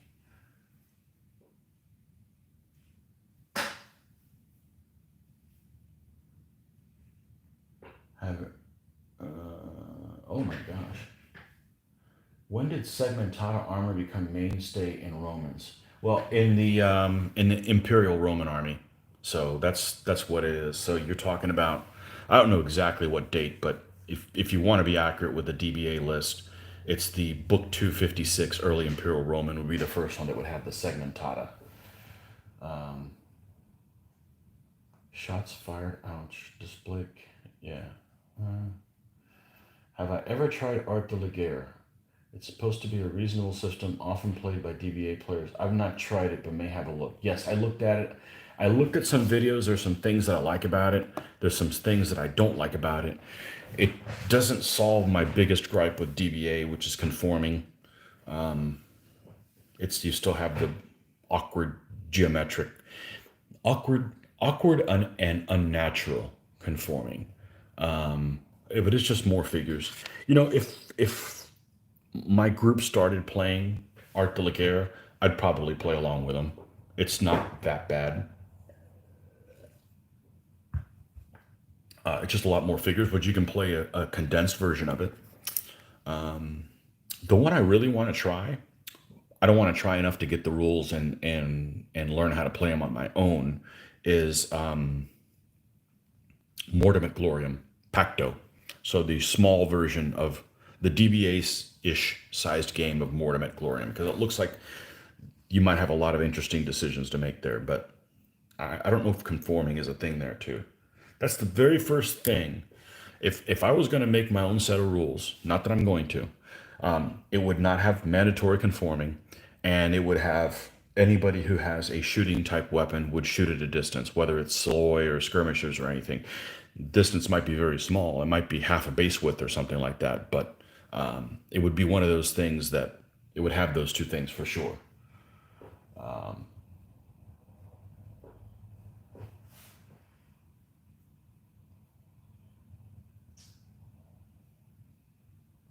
Not a favorite Tony's for ethical rear. Yeah, I don't want to get into that. Oh, did I say that? All right, I'll go ahead and say it. Yeah, I looked at it. I saw a copy of it, and in DBMM, if those of you that have played DBMM, there's a thing in there called brilliant generals and inert generals, right? So they have cool things they can do with traps and things like that. Well, they have that in Art de la Guerre, and they're exactly the same guys, exactly in the same list that Phil Barker has in DBMM. How is that possible?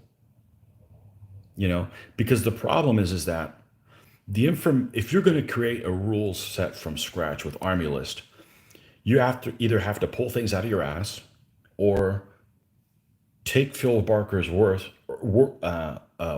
or do your own research.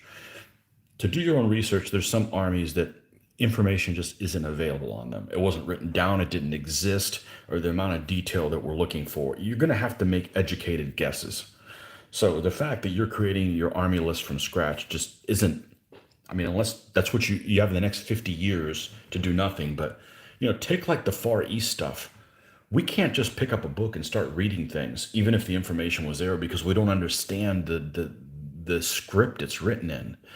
But the information just isn't there. There's so many of the army lists that are just pulled out of the sky or best guesses or something like that. So the easiest thing to do is you just you make your own set of rules and you just say, listen, you got to use the army list from Phil's work, and you don't charge for your rules. And that way Phil gets his coin too, you know, because he did do all the work. So that's how I would go about it, because a lot of the things just don't exist. I mean, let me give you an example. There's an army called Former Chen. Okay. In DBA, there were book two around the 30s or 40s or something like that. It's a list that is like from 320 to 390 or something AD. Everything that's known from them is basically one battle called the Battle of Fay River, where they got their asses kicked. Okay, not much is written about them. We'd have no idea what the hell their uniforms look like, and but yet there's an army list for them that has. So how did Phil come up with that? Well, he just did his best guess. I mean, the information doesn't exist there that we would love to have as war gamers to recreate this. A lot of these sources, either the information was written down or very few people wrote things down. And those that did, a lot of it didn't survive because of it got destroyed by the elements. It got destroyed by the next guy that took over that maybe painted him in a bad light and like, screw these guys. And then he buried them inside of like a great wall or something. That happened with the first emperor, or so we think. The information just isn't there. So, ultimately, you're going to have to do some guesswork. So this was kind of a shocker for someone who comes from a World War II background, me, who likes to bitch about, man, I really wish this picture of this panther was in color so we could, you know, I'm complaining about black and white pictures, and then I go into a period where nothing's even written down about an entire civilization that millions died in. It's overwhelming. It really is overwhelming. So, oh, we got some new folks here. Mr. Cog, hello. Um, yeah. So not only are you taking somebody else's work, but then you're charging for his work. I just It's just wrong on so many levels. So, but if everybody in my area was playing that, I'd have to play it.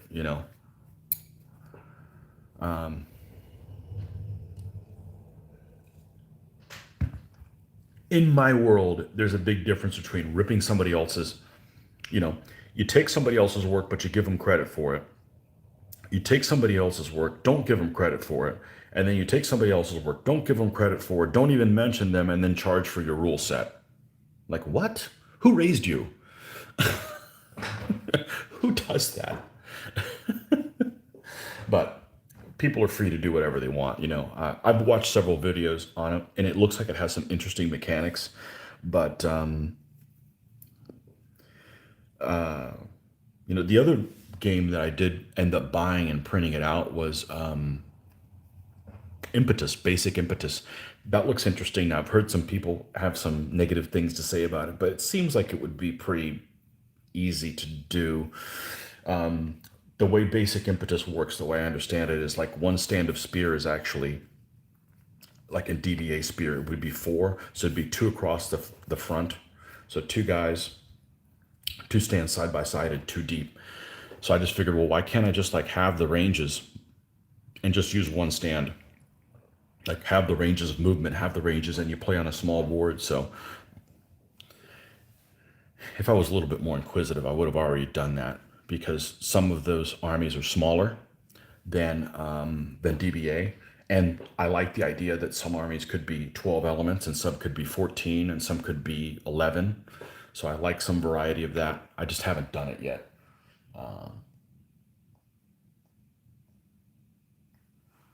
Medieval French and French Ordnance and 100 Years' War English, War of the Roses, all book four.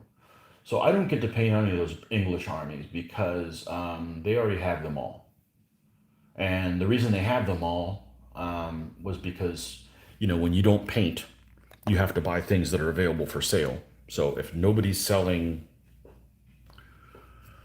a Mongol army and you don't paint, you'll never have a Mongol army. That's kind of how it works. So the Harbach boys had a couple of 100 Years' War armies and War of the Roses armies that were for sale, so they bought them up.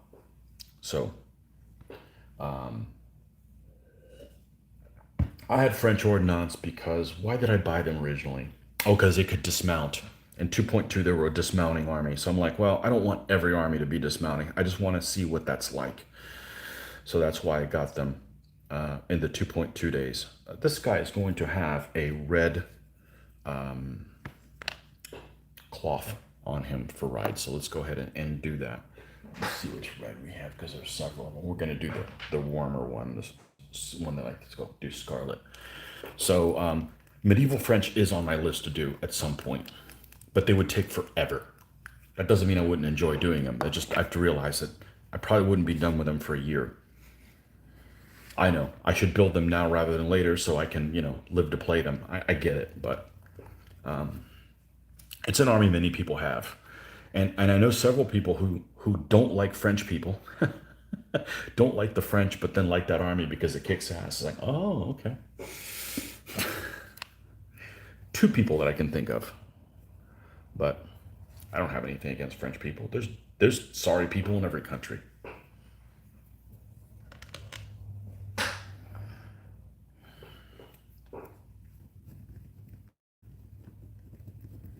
Let's get some of this goo off. All right. Yeah, I know two people that love the French armies but don't like the French. Like, what'd the French people ever do to you? You know?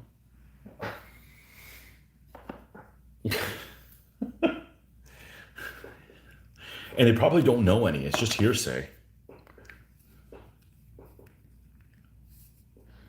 All right. Let's see.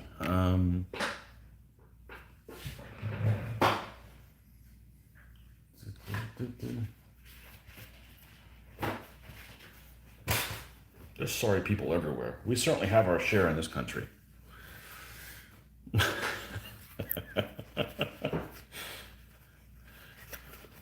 They are everywhere.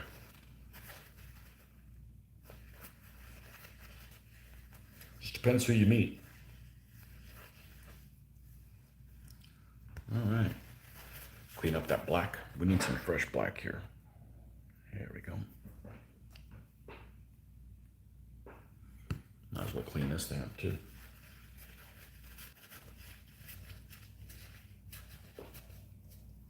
The problem with doing medieval French for me would be I would have to make them generic, and not generic in the form that most people do, where it's like I'm going to make a generic medieval army where I can use it for different countries. I that defeats the purpose of me painting things. I want them make them specifically French. French. The generic I mean is that I don't want to, between the Battle of Crécy and Agincourt, or even later than Agincourt, there was the armor changed significantly. Like, to somebody that knows, you can tell the difference between the two.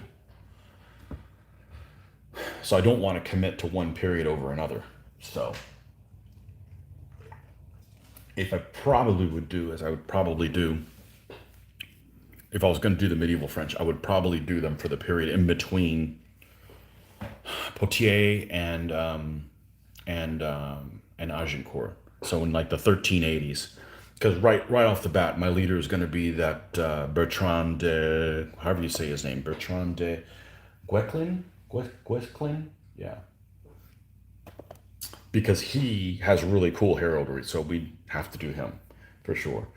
But that's what I would do. So I would do a mixture of different knights, some of them that would be early and some of them that would be later, just because, if there was like one unit that's specific to only the later army, yeah, I would do them in the later armor if I could. But I'm not going to redo all the knights for, well, these are knights that were around 1340s and these are knights from 1400s, and you kind of have to make them generic in that respect, unless you're have no intentions of building all the versions of it. And if I'm going to do medieval French, it's going to be maybe not the A list, but it's definitely going to be the B, C, and D altogether. So that's a lot of stands. That's probably 20. I'm just guessing. And that's if you don't add in the Jacquerie. So it's quite a few stands there.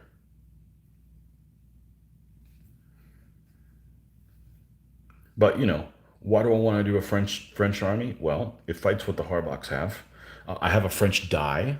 I get to do really bad French impressions of voices when we're playing them. That's a huge thing for me. That's a big part of the appeal.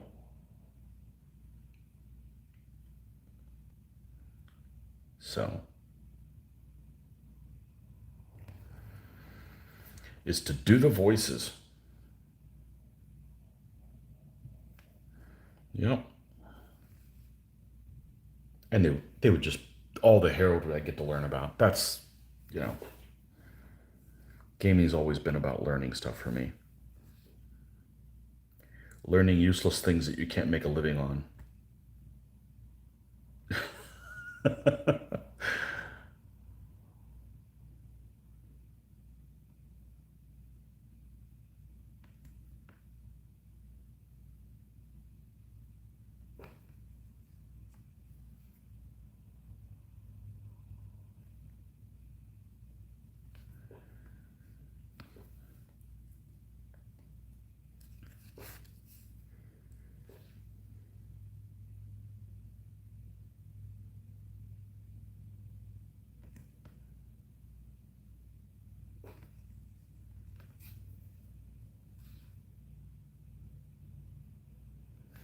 How many of these guys you had to have the striped things? Well, the other red guy I have is that has a red thing doesn't have a striped red thing. So all right, so this guy's going to have a striped cloth on him. Perfect.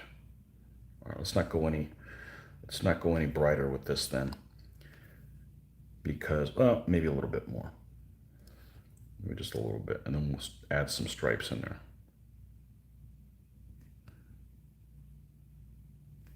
Now that's part of the saddle. That's also part of the saddle. This is almost like a cloth that's thrown over the rest of the saddle.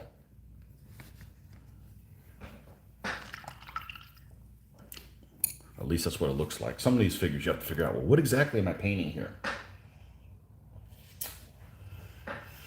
Yeah, Morning Stage Sundays, and there's something like 30 odd stands for all options. Yeah. Yep. That's a good army. I love the Asian armies. One of my favorite sayings is people that don't like Asian armies. So you'll eat the food, but you won't play the army. The army's a lot more interesting than the food. Asian armies are freaking cool. They are really, really cool. You could almost like just do Asian armies. They're that cool. And the cool thing about Asian armies is you go to a tournament, you may be the only one with Asian armies. So that gives you kind of a uniqueness. And damn near all of them are really good. They're really competitive. All right, so we're going to add some white to this color. And we've got this slightly pinkish type hue, but that's fine because we're going to put stripes on this thing.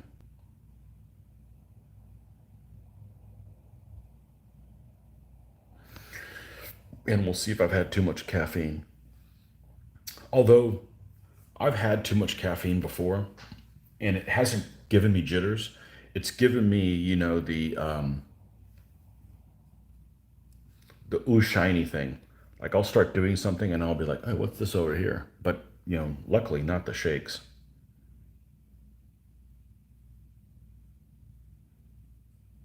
I got too many things to paint, folks. I don't need the shakes. I'll take the, as I get older, I don't need that. I need I'll take the shit my pants instead. Bonjour, Saint Denis. Uh-huh. Absolutely.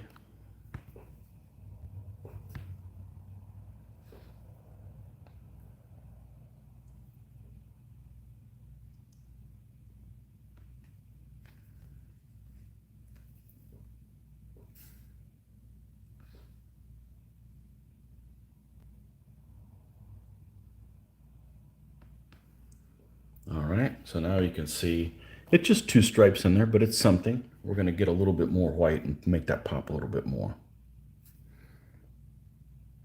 So this is what the wet palette really allows you to do. You mix a color here and you don't have to freak out about it drying on you before you get to use it all. It's good for easily an hour, easily.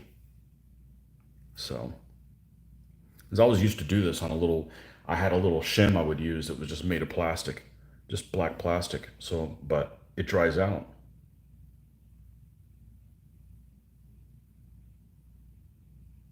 Nice. Nice.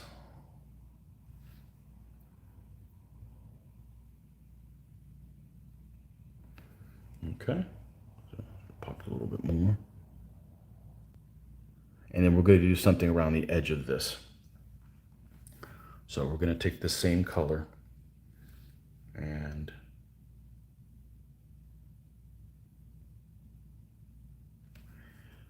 maybe add some tiny little details like it's something.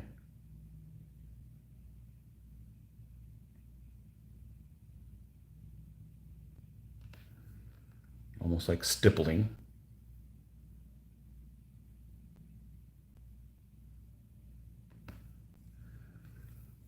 Just give him a little bit of character.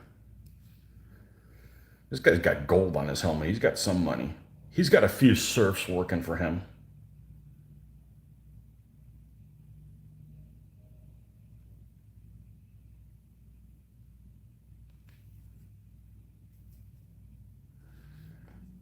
Not that I promote that sort of thing, but it happened.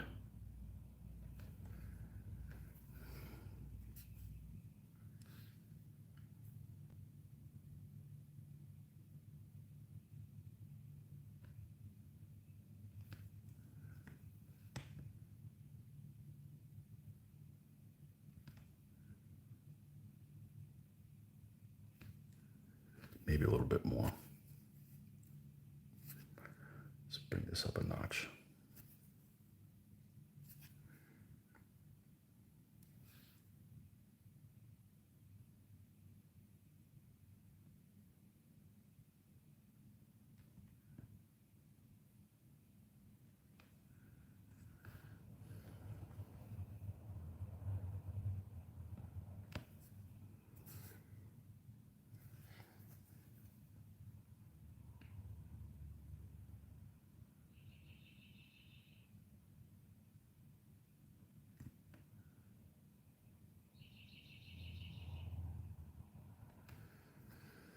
Show you what I got here.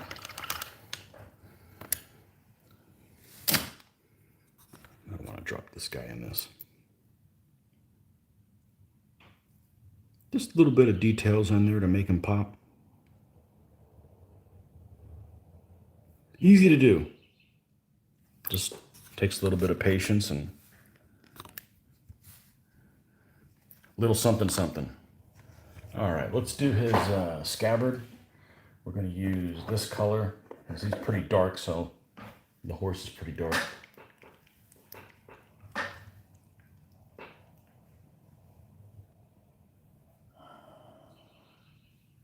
I have two old, welcome David Whitehouse. I have two old early Imperial Roman and ancient Brits good enough to start with. Sorry, basic question, just start. Yeah, those guys are good against each other. Yeah. Plenty of variety, learn mechanics well. Romans are great in any rule set. Well, these aren't hand painted. I can't take credit for those shields. Those aren't hand painted. I've got some shields that I can take credit for, and yeah, they look pretty darn good. But I enjoy doing that. Well, you brought it up. Show you something I'm proud of.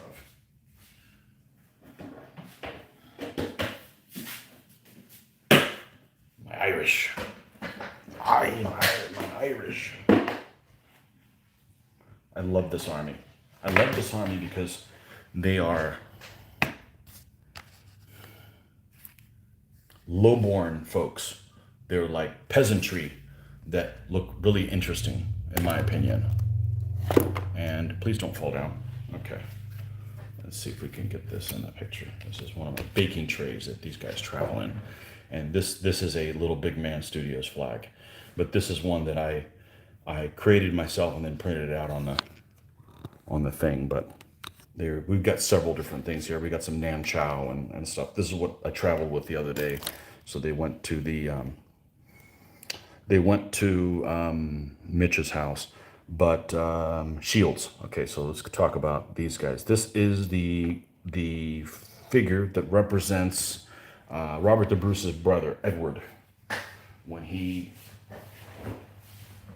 invaded and tried to make himself king of Ireland.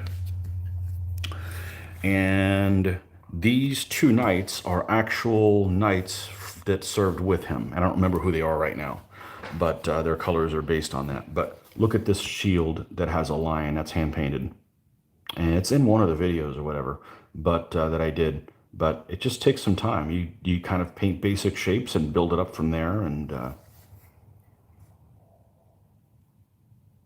yeah, I'm proud of that. It turned out well and matched this kind of thing. So anyhow, yeah, I love doing shields. So, and I like doing the research, finding out who rode with them, because it's a knight general. So. But even these guys that are, and you guys are only seeing this in 720, so I apologize it doesn't look better. Some of these guys that are freaking basic looking. I mean, here's some figures that aren't very exciting. This guy is an old, I think they're sold by Alternative Armies now. And this is a museum guy. It's really, really large. And there's an Essex guy in the middle. And these guys are like boring looking. They don't have anything exciting on them, but I really enjoy painting these guys. And of course, all these shields are hand painted. Nah, yeah, nothing to brag about on this one. This is just a basic one. Hey, not everybody can paint their own shield, but yeah, I like my Irish. I like my Irish a lot. And the best thing about the Irish is the light horse commander that has his wolfhound. I just happen to have a wolfhound figure. That's why I just pick up things. Look at that big old guy. I call him Odago. Yeah. And of course, when you use him and you do well, you get to make dog sounds. You know, that's why I do stuff like that. It's the physical comedy. Yeah, I love my Irish. But it's difficult. I think I've only used that Edward figure in one battle because if I get to use that Knight General, I don't get to use the dog. You know? So who wouldn't want to use the dog? All right, let's put these guys away. But I love doing the heraldry and the... Yeah, so I can't do 28s. And all of a sudden, you know, each one of those figures now takes 12 hours to do. You know? I don't have time for that. Forget cost, it's just time commitment.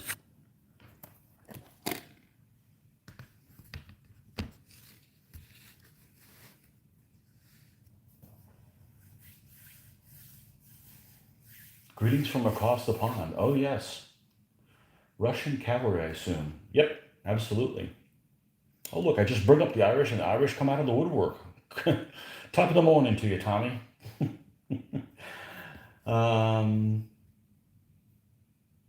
Also, playing with the Irish, you get to drink whiskey. You get to legally drink whiskey. My Irish have never won when I didn't drink, though. That happened the other night. They didn't win. They got robbed out of that win, which I was a bit disappointed. I really wanted to. I would have been fine losing the first two battles, but winning the third, because I just feel like, yeah. But I made a mistake. I didn't roll high enough, and I brought the general with him. If had I not brought the general with him to get that guy to conform, then I may have won that battle. But you know, things happen. That's why we keep playing for the challenge, right? If you know you're going to win all the time. But I almost, you know, I almost think of the Irish as my people, even though I'm not Irish at all. But I'm the only one that I know that has that army, and I, I don't know. They have a special place in my heart, so I really want them to win. So, it's all right. It's all good. But they're now 12-5 or something like that. They still have a pretty good record. But the thing with them is since they are not a very powerful army, you have to play better with them. And there's no crutches you can use in that army. You have to like earn your wins with them. Let's see what they are. They're 6-2 without allies. And with Scottish Isles allies are 8-5. So that's 14-7. That's not too bad. That's not too bad. But yeah, I love those guys, and I like them because they're not exciting to paint. I mean, it's easy to get excited about a Roman army or an army that has a ton of cataphracts or knights or things that are like glorious looking and stuff like that. But commoner looking troops, you know, are just not exciting to paint. And so when I did find a way to paint them to make them exciting, at least for me, I got an extra kick out of that, you know. But yeah, same thing with my Carriage. My Carriage are just a bunch of desert warriors that have, you know, really basic looking, but I tried to make them not basic looking, you know. And yeah, I guess the stuff the more and more I paint, the more and more I'm liking my armies. Not necessarily the better they do, but I'm enjoying my armies a lot more. So yeah, good stuff. Good stuff.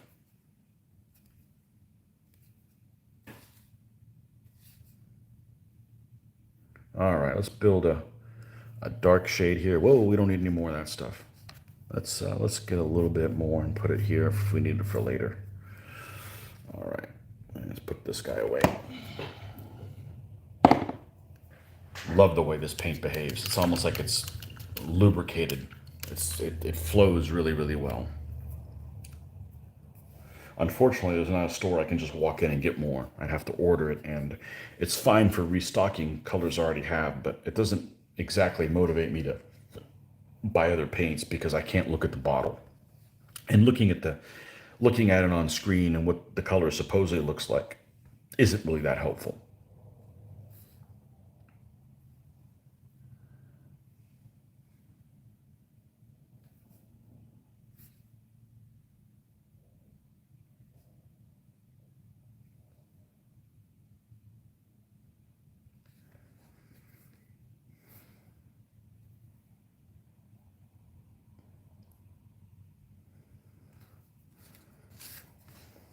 But yeah, we do like making the videos. We do like doing the Q&As. They're just a way to hang out, and it's always nice getting Mitch's input.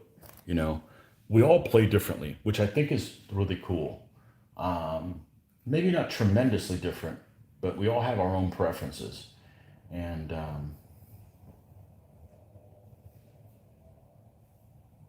I still want to see Mitch using the Sam Knights. Nope. Nope. That way I can say he's never won with them. They won the other day. They're not that bad. The 6 battles that they did, other than one, I could have won all of them. It just so happened they didn't, you know? They're actually a cool army, you know? But yeah. Well, we should do that rematch with the Sam Knights versus the Saxons, and I use the Saxons. Do I have a manufacturer that you first turn to when looking for troops? No, no, I like so many of them. I like so many of them. If I didn't have any troops now at all, that's the problem. I have so many that I'm just like, okay, what can I add to what I already have? The next army I'm going to do is going to be cool because it's going to have a lot of figures that nobody gives a shit about. Okay, and it's so it's not going to have any forged in battle or any legio heroica or any like really prime quality figures. So it's going to be stuff that's been out forever, and we're going to make those guys look cool and interesting, and I get a kick out of that. Like, these figures are really nice. They kind of paint themselves, but the other army will not have any Merlaton in it. Will it? It may, depending. But it won't be the core of the army. So I get a kick out of using what I like to call second tier figures and making them look nice, because most figures will paint up pretty good. You just got to give them some TLC, you know? Sometimes when you have figures that have a lot of detail already cast on them, you have to paint all that detail, even if you don't want to. So sometimes when you have a more blank, oh, we need more white out here. When you have a more of a blank slate, it's easier to work with. Sometimes, but if you're not inspired, it's very difficult to sometimes move forward with that. But I like them all. There's one manufacturer that I can think of, only one. Now, there may be some, like, let's say Lancashire Games, okay? I don't think I've ever seen them in the flesh. So I can't judge them because, they don't have really good pictures and stuff of their stuff online. But I don't think I have any of their things anyways. But there's only one manufacturer that I have some of their stuff that I really do not care for their stuff at all. And if you guys really want me to tell you who it is, I'll tell you who it is. Yes, rematch. So I need to play the Saxons. It'd be really satisfying to beat them with them, but I don't know.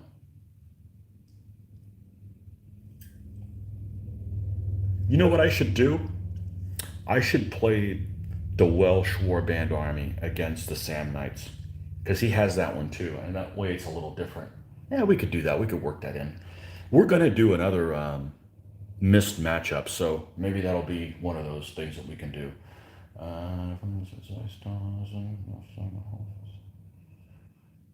Very intrigued by the new army. You guys are gonna love it. You guys are gonna freaking love it. It's gonna be such a hoot to freaking play. Um, Abelisacided Romans and Greeks. Yeah, those are really nice. Yeah. So the one manufacturer, I'll go ahead and spill the beans.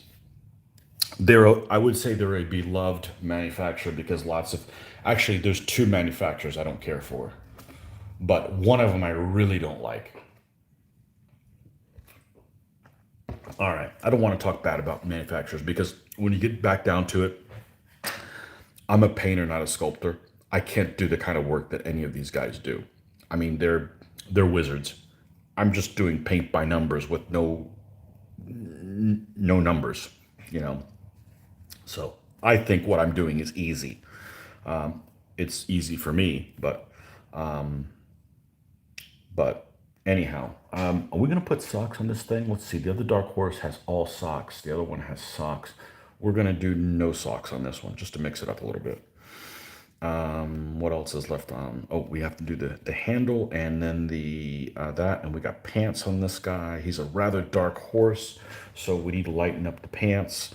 Let's give him white pants. Yeah, or linen pants, linen colored pants. We'll start with this and then go and then lighten it up. So there's one manufacturer in particular that people seem to love, and I don't know why. Like Shark, yeah, two good codes, Macedonian, Polygon, Hypaspis. You know, everybody makes everybody makes good figures. Some figures that are okay. So this beloved manufacturer is, I don't know why people like them. There's two reasons I don't like them. I don't like their poses, which is usually my gripe with Essex. Although I've painted a lot of Essex figures and most of them are pretty good, but some of their poses are just like, I would never hold a spear that way. Like, to give you an example, okay? Sometimes you will get a figure that is in an odd pose, in an unnatural pose. Now, if you're following a group of, say, cavalry figures, and they're have lances, and they're moving from point A to point B, and you're sitting on a mountain top, and you see them move, occasionally you will catch a guy in a weird pose, but he's not holding that weird, awkward pose for the 30 minutes that it takes for him to be on the battlefield. And that's the way I feel like figures should be. Like this guy here, okay? These two guys. The poses these guys have, these are both natural poses because this guy could be in that position for a freaking hour at a time, you know? It's a very natural pose. Same thing with this other guy. But if you've got a pose that's really weird or awkward, it's strange that that's the snapshot that you have of that figure. And that happens with a lot of the javelin guys that Essex has. They're like throwing a javelin in a really weird position. It's almost like they're cast that way, so it's easy to reproduce them. Nothing about the figures particularly bad about them other than the weird pose that they're in my opinion. Now, I have some of those guys in my Irish, and they're okay as ones or twos, but I don't want 40 guys in that same awkward pose. So, yeah. Survey says tabletop games. Incorrect. Incorrect. That's not who I'm thinking of. So, as I said, there's very beloved. The beloved company that I don't care a whole lot for. So that's one of the things I don't like about them. The other thing I don't like about them is cheekbones. They have cheekbones that are like too defined. And that's a problem that Old Glory has sometimes, along with bug eyes. Some of the Old Glory guys have cheekbones and bug eyes, but their chainmail is really second to none. They're really, really deep chainmail, easy to dry brush. But the company I'm thinking of is, what are they called? I forgot what they are. I can picture them. They make freaking Carthaginians and they made army packs for them. Shit. Corvus Belli. People love Corvus Belli. And I didn't, it's not that I hated them. They just, a lot of the guys have cheekbone issues. and a lot of the javelin guys are in that weird pose. So they never did anything for me. It's not that I wouldn't paint them. I just don't want a whole army of them. And I'm a big fan of mixing figures, so that's a that's not a issue. But I don't really dislike Corvus Belly. But the one I really, if I had to pick, what's your least favorite manufacturer that I have figures for, is Splintered Light. I don't like Splintered Light at all. They're narrow. I know they have a fan following, and that's fine. There's people that like music I can't stand. That's okay. That's why it's a free world, or it used to be. But I don't like a Splintered Light at all. They're narrow. They don't mix well with other figure manufacturers. They they have a lot of character packs, which kind of makes them interesting, but I don't like how they look on their own. They have a very limited line of they do Dark Ages England, which is not my thing. It's not that I'm opposed to doing any of them, but I like to do other things other than that. And they do have a big following because they I believe they're out of the Atlanta area, so they're a sponsor of many of the, or they used to be, of the DBA stuff at Siege of Augusta. And I don't doubt that the guys that work for the company are nice, but I'm putting a lot of time into painting figures. I don't want to paint figures I really dislike. Now, with that said, I do have some of their figures, which is why I can say I don't like them. But I haven't painted any because I have some of their Normans, but I don't like them at all. I don't like them at all. They're weird. They don't mix well with other folks. So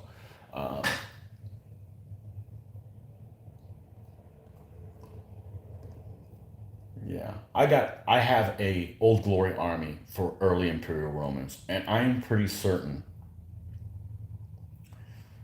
that if I had to build that army, I would just say F it, and I'm going to order. Even though I already have the army, I would order the Forged in Battle Romans, and just say F it. That's what I'm going to do because they would just look glorious. The Old Glory guys aren't bad, but they have cheekbone and bug eye issues on a lot of them. So since I haven't painted any of them, I'm like, I would just buy the other ones if I had to do the impies. But Mitch already has impies, you know, and they have a lot of solid auxilia. So what the hell am I going to do with that?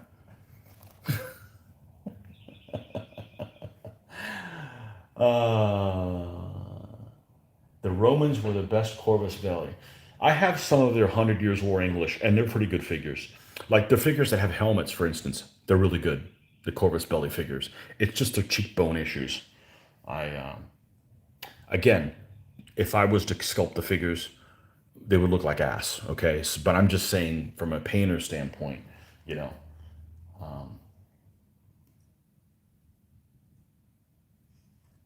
you knew it. What did you know? Old man's out. Yeah.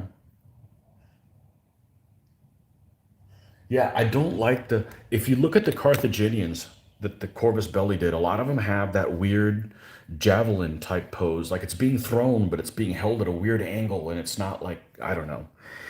If you look at them overhead, they're almost like all. It just looks weird to me.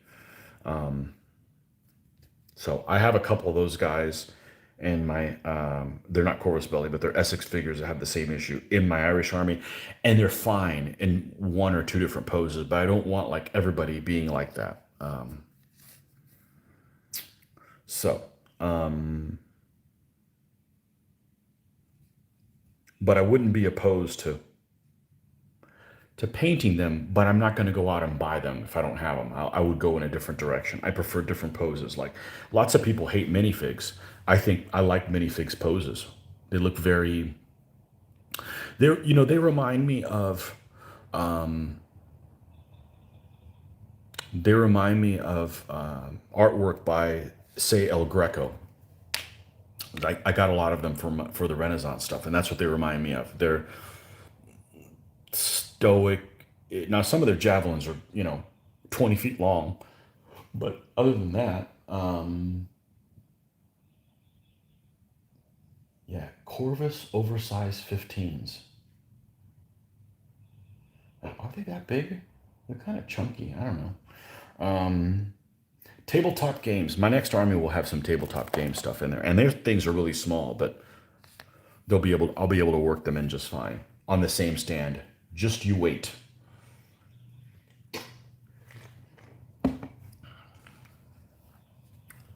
All right. Well, I'm not getting a hell of a lot done, but I'm having a hell of a good time. So hopefully you guys are as well. Thanks for keeping me in this, and we should be doing this tomorrow morning as well. I don't know how much longer I'm gonna. I don't know how much longer I'm going to be allowed to do this, but I'm having a great time. Hopefully, I'm providing some entertainment for you as well. Symbiotic relationship, right?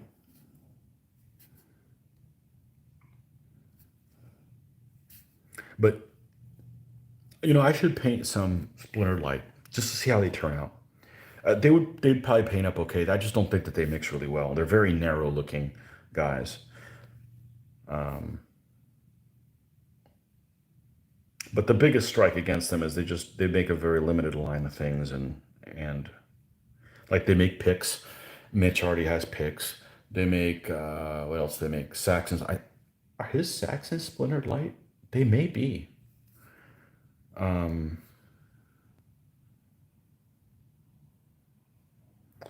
All figures paint okay. I mean, even the ziggy looking guys that I have from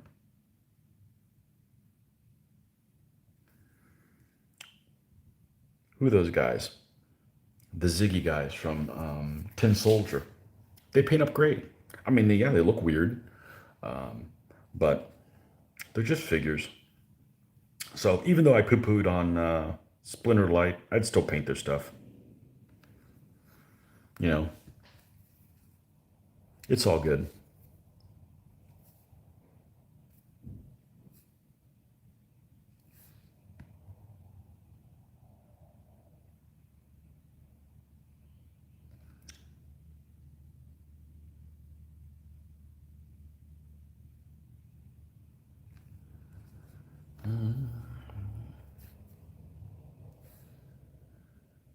And is there any of this pant showing over here? Just a tiny little bit. We can get in there. If we can see it, we can get in there. Let's call me the needle.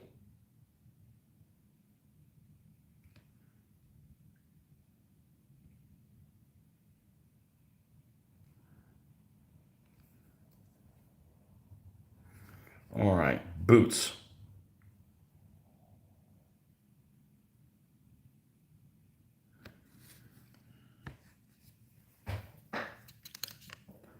The boots.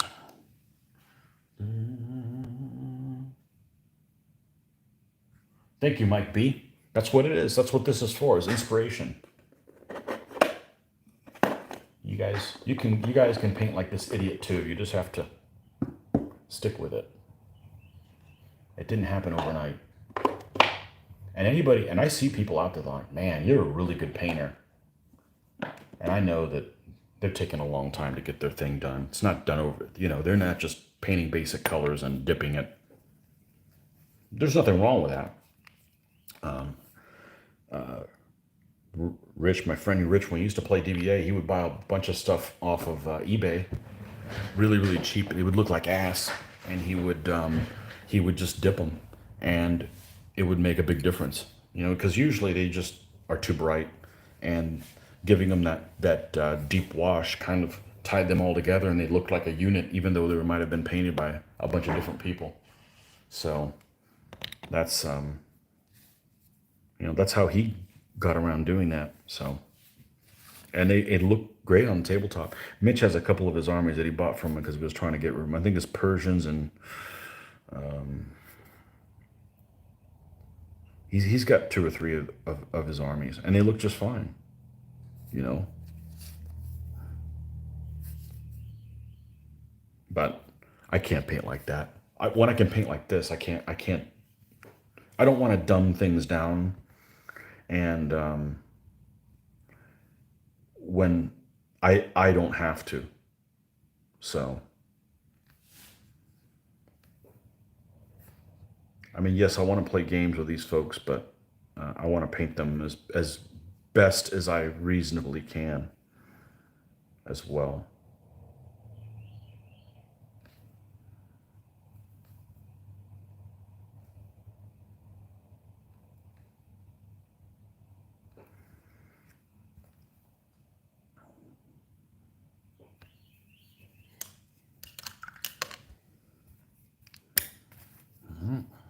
Let's get in here with.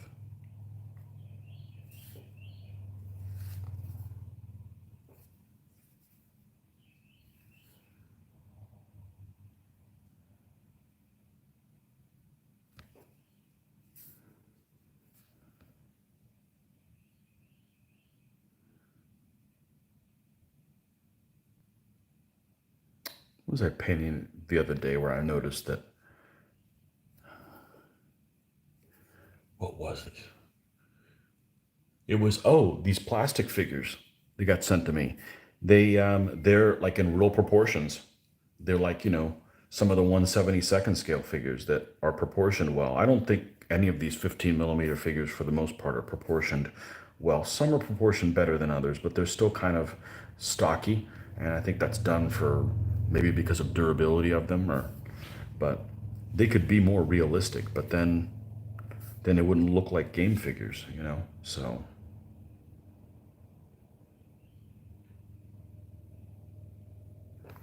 yeah, the 1/72nd scale stuff is definitely more realistically shaped,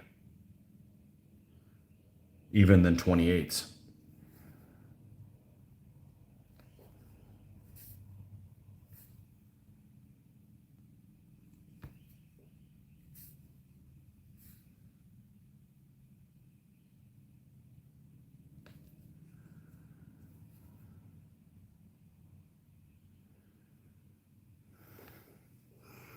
All right, now let's see if this washes it out too much. We'll just go use just a little bit of the lightener here.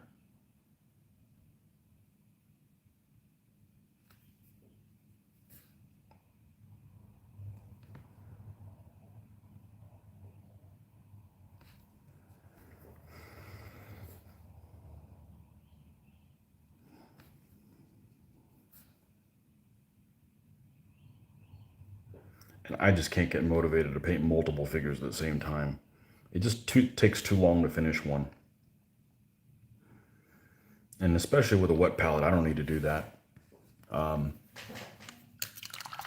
main reason to have done that would be so your paint doesn't dry on you, but this keeps it moist. You got Aztec, minifigs Aztecs. They're nicely proportioned. I'm going to spill the beans on something because I'm pretty sure I'm not going to do them next, but they're on my to-do list. At some point, I'm going to do my conquistadors and Aztecs, and I'm sorry, and Tlaxcalans. And what I'm going to do is I'm going to use the Tin Soldier.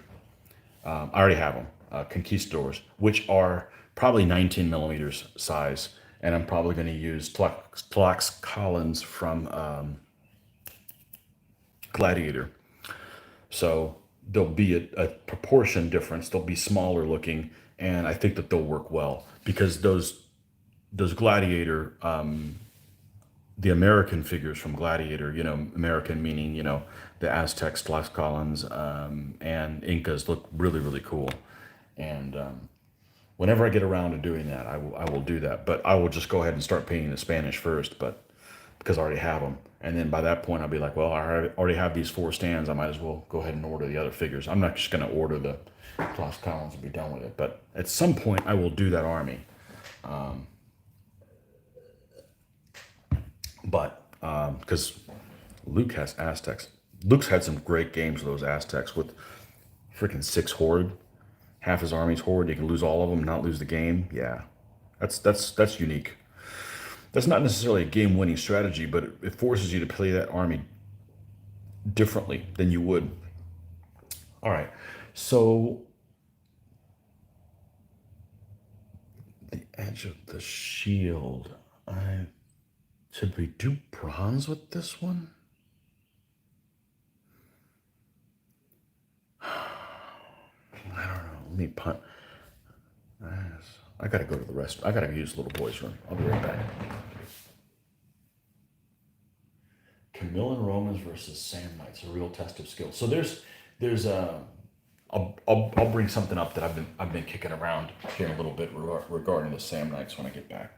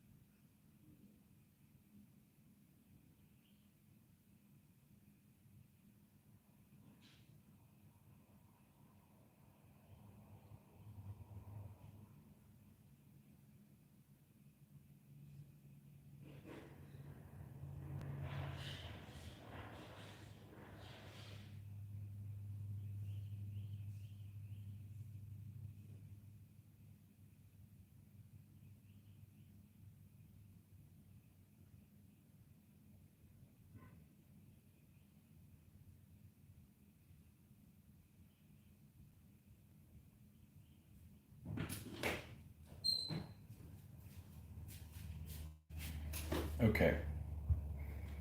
So one of the things that we've only done a couple times on videos, and there are plans to do more, but you'd love to see me paint some Greeks. I would love to have an Athenian army, but I have some Greeks painted. Would you like to see them? The problem is Mitch already has all the Greeks we could ever need, you know? Here's an Athenian hoplite from Zyston.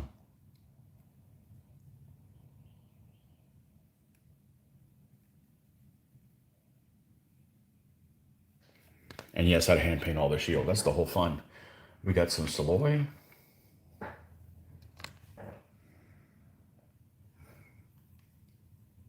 These guys were painted probably 2009, something like that. It was a Greek themed thing. I didn't get around to finishing it.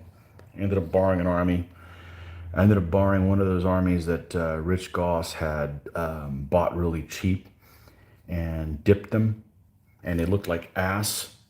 And they didn't lose a single battle. So just because your troops look good doesn't mean you're going to do better in battle.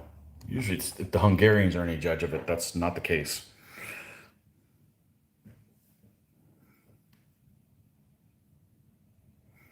Yeah, so I got 2 light horse. This has even got spots on him. He's dusty. He's been sitting on here. So I got a light horse stand and a Saloy stand, and I started working on a thing, but I don't know if I'm ever going to get around to doing them. You know, this was pre-Mitch, this army. When Mitch came along, like, oh, you got a bunch of Greeks. Well, okay, well, we don't need to finish these guys. Why can't we build something else?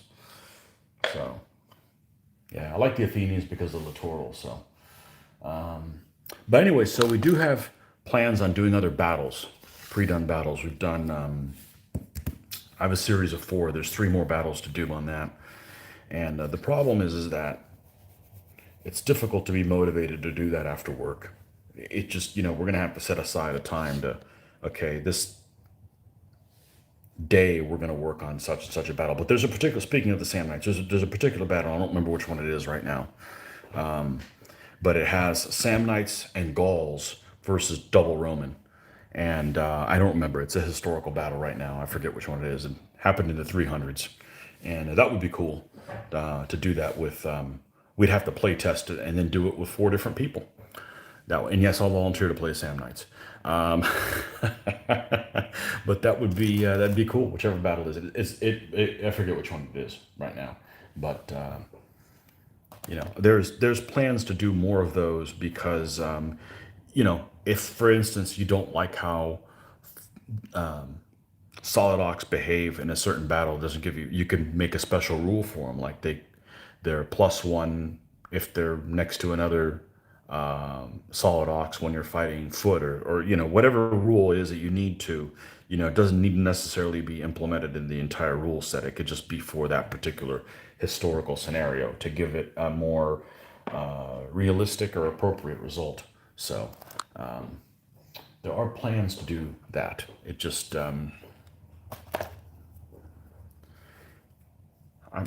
it's busy as shit. It's just busy as shit at everywhere here. So it's difficult to find that extra motivation to do that. And if I'm working on scenarios, then I'm not painting, and if I'm not painting, I'm not moving forward. So it's kind of a balance to do that sort of thing.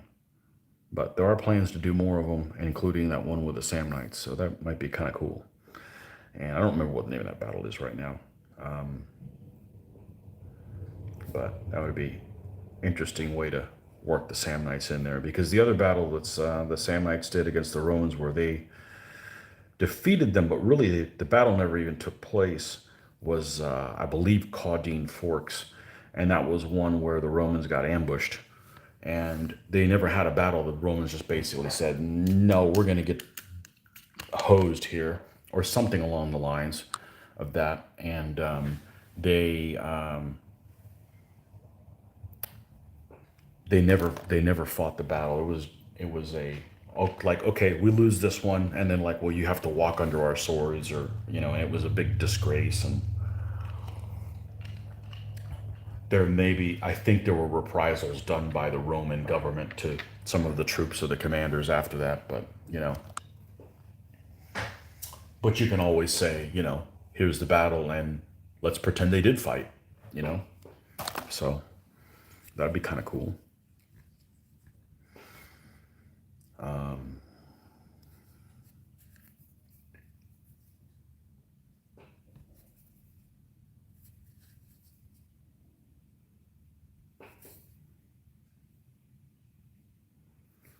We're going to do the stirrups here.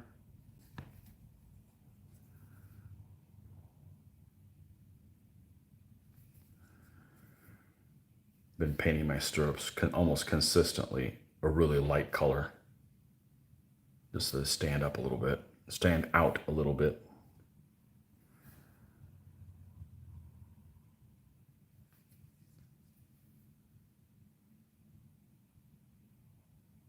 And once this guy's done, what's that? 1, 3, 4, 5, 6, 7, 8. Be 7 guys left. I'm more than halfway. All right, we need the back of the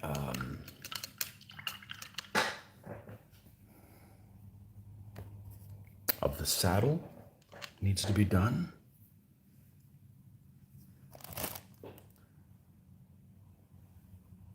Paul, welcome. From the other side of the world, literally.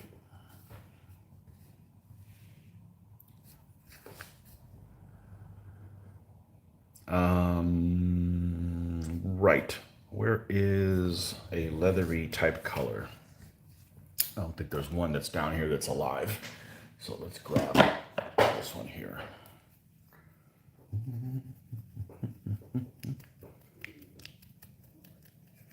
Yeah, we're reaching the time of day where I have a transom window here, and the sun comes through here at an angle. You think, oh, it'd make it better, but it really messes the. Let's see if you can see. No, you can't really see. This is the, yeah, here's the sunlight. It's actually a little discombobulating. It throws you off a little bit, but it only lasts for 15 minutes or so. And it's Around 9 a.m. or so is when that seems to happen. Of course, that changes a little bit every day. What, 2 minutes every day, right? Something like that. Oh. Until they mess with that daylight savings time and then it jumps a freaking hour. We should just pick one time and leave it. I don't even care which one they pick. Just stop playing games.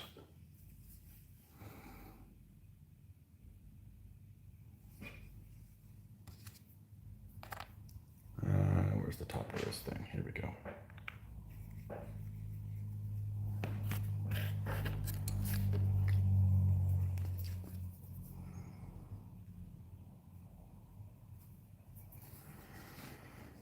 All right.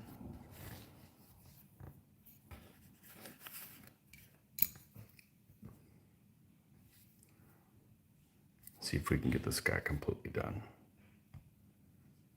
We are going to try. I can feel the heat on my head.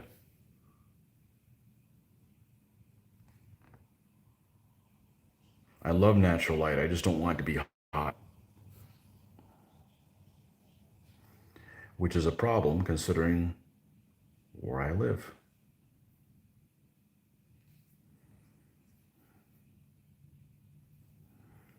So I'm not very sympathetic when people say, oh, I don't like going to work. It's always cold. Put on a freaking sweater, dude. Wear long sleeves. I'd love to wear long sleeves. I can never wear them. I'm hot all the time. What am I supposed to do? Strip naked and spray water on myself all the time? You can't do that.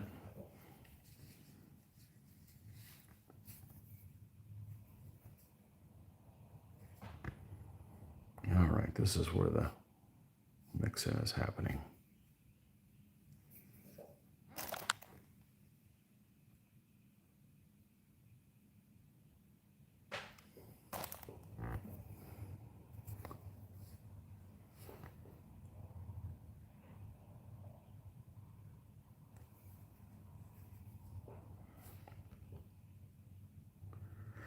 So we got this little bit of the saddle to finish. We've got, what else? Hooves to paint. The shirt and these like leather bracers that this guy has on. And the mane and tail, and that's it. And this guy's cut, oh, the rim of the shield. I'm gonna have to make a decision what color to paint the rim. Well, I got a little bit longer to put that off for. I may just do it in white like I did the other one. I did another one that was in white. I think I may do that for contrast purposes. I think it might look nice. I have another guy that I did with a white rim shield. Focus. Yeah, turned out okay. I think I'm gonna do that. Bring some white into that figure. Right, it's decided. Make it so. Oh, we don't want to go too close to the color of the stripes on this stuff. I don't want it to look like I use the same paint. I got lazy and just said, well, I'll just paint this thing the same thing. Nope. I'm going through too much effort to looking like I was lazy.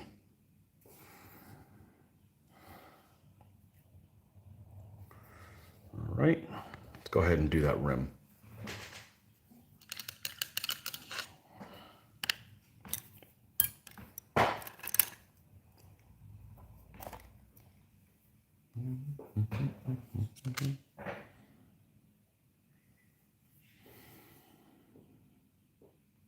Geez, I got all kinds of stuff here. Hold on, let's take care of some of this stuff.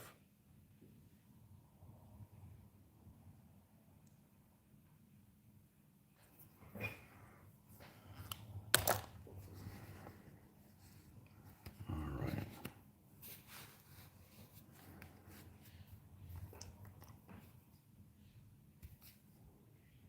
So if you guys enjoyed this little session, we'll be doing it again, same time, same back time, same back channel tomorrow morning, I think.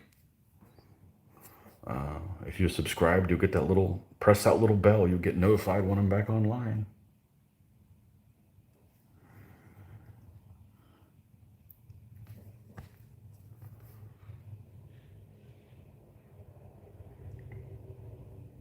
You got to be careful not to get too close to this because a capillary action will pull all this paint underneath the decal and then you're screwed.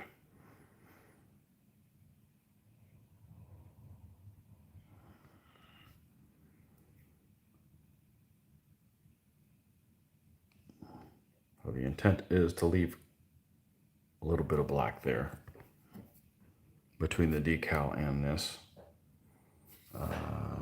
Was that where I was mixing it up? Yeah, I think so. Okay.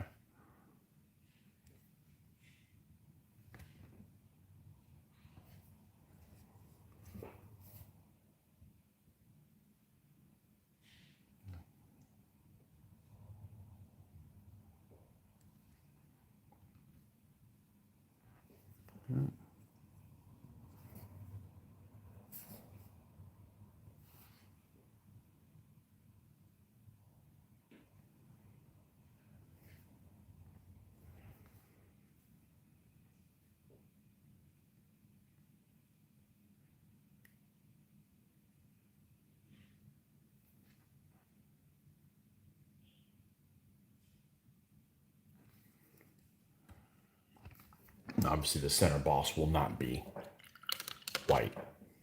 That would be silly.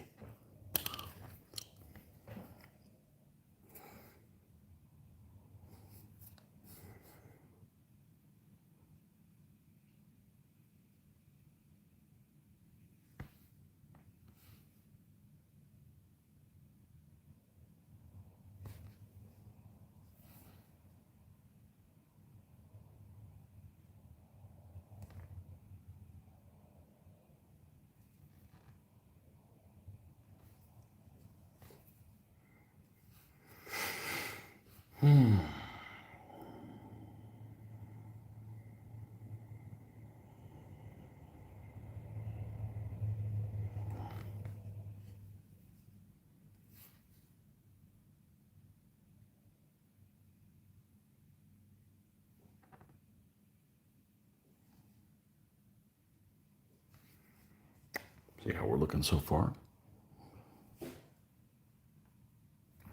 Yep. Let's get some of this white on here.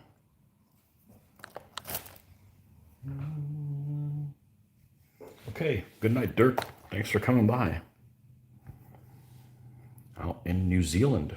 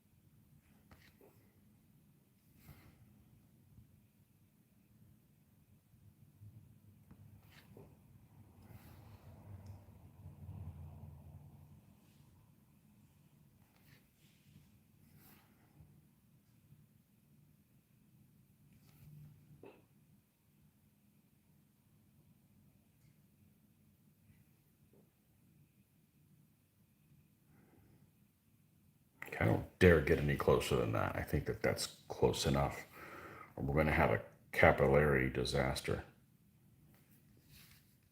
Let's see what this looks like.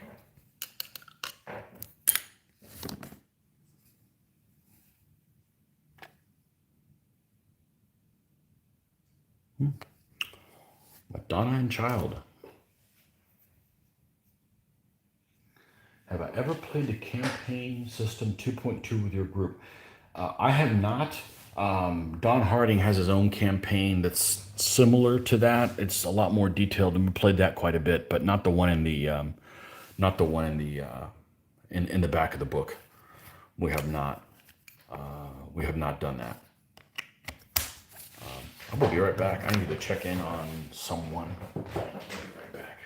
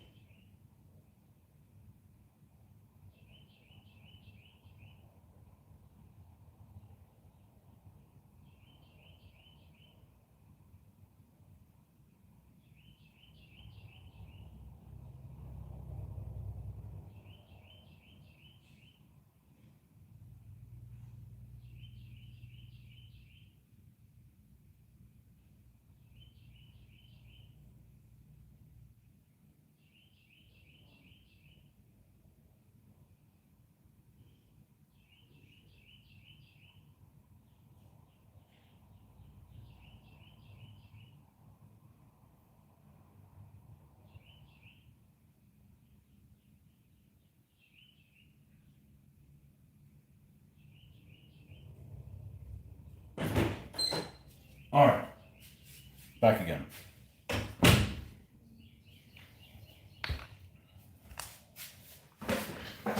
Whew. Oh, you see that? Here's the light. Sunlight. So yeah, we have played. People are up now, so I can talk loud now and proud, because I don't have a problem with enunciating. Even when I was in school, you have to present something, and there'd always be somebody that, for some reason, they always thought maybe it won't be so embarrassing if I just like talk really low. And yeah, I'd like to do this presentation on what we do at the farm. And it's like, dude, man, if you know what you're talking about, like, be proud. Be proud of what you're saying. Oh well, I had different issues. That wasn't one of them. Yeah, now the sun's kicking. I'm blocking my own light. Yeah. Okay. So what else we got left? We've got the leather armor and stuff that we're going to put on his arm, and he's going to have an undershirt color. Let's go ahead and do red, so that'll give it a pop of color there where there wasn't any, and we already have some red that's alive over here. Although I suspect with the sunlight on here, it's going to dry out a little faster than normal. But all right, let's hop to it. We can get this guy and cross this guy off. Do the other one. It'll be one figure closer to doing my reveal on the next army.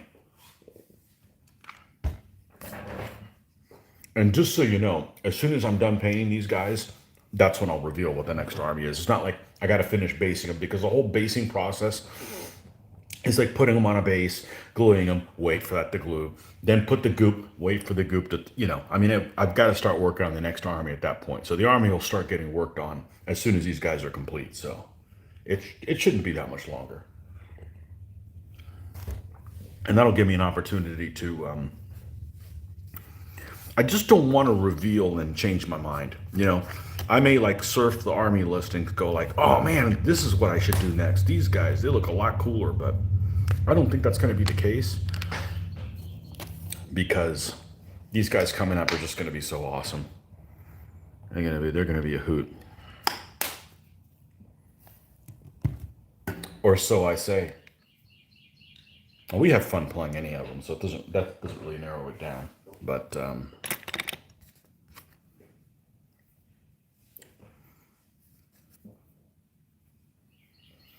and it's not going to be the Mongols.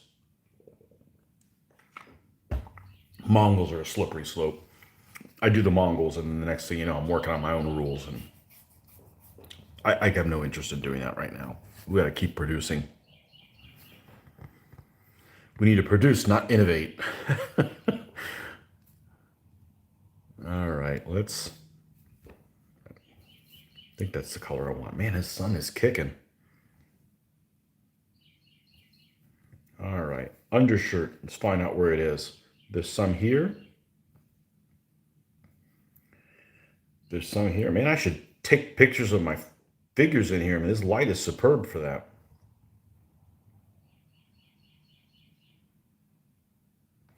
Any pictures that I take end up being under this hot light, and it really washes everything out big time.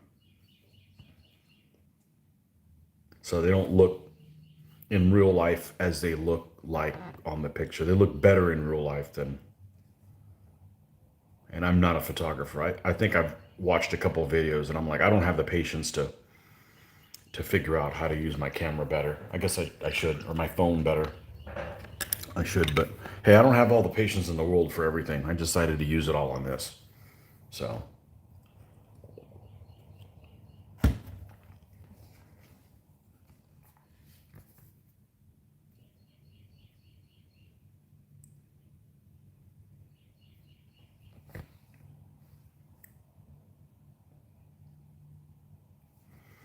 A little bit there, a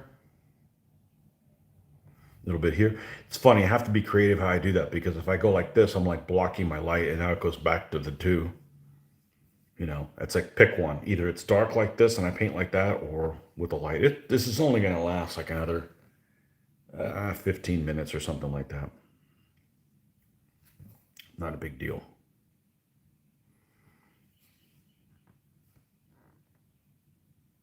I love natural light. There we go. There's just a tiny little bit of the shirt showing back here. Yeah, see, now you can't see it because of the shadow. Oh well, it's there. You can check it out later. And we're going to do the leather bracers and stuff like that he's got on there. So we will. I know we've got leather that's alive here, and they make this. They make this paint palette in like a huge size, but I need to have some kind of a painting area. And honestly, the way I operate with this thing, I actually would have preferred if it was like a longer and like a strip, because I don't like to grab the stuff in the middle. I like the stuff on the edges. It's just easier to get a hold of. But hey, I didn't design the thing. This thing's actually designed in France, but made in, you know, that place that I'm not buying stuff from anymore. They went into cahoots with them, unfortunately. Oh well, it's not like I'm gonna take all my other stuff and throw them away that I have them, but I'm going out of my way to not buy new things from that place.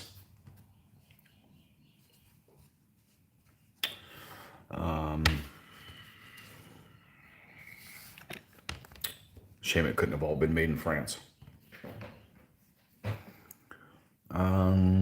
Right here. Where is... Did the leather color over here die? I want like this color here. Yep, it's dead. It done be dead. It done died. All right, let's go grab that color back out.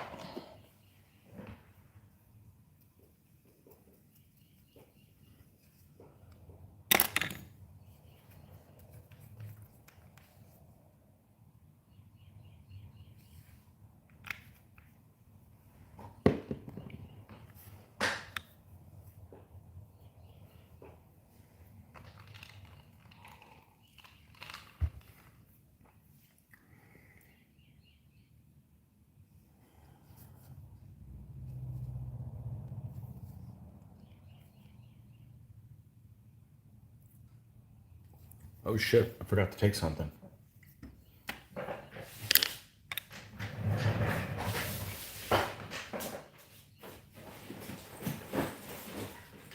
Good thing I remembered.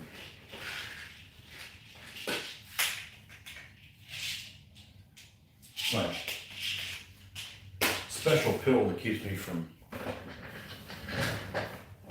going after somebody.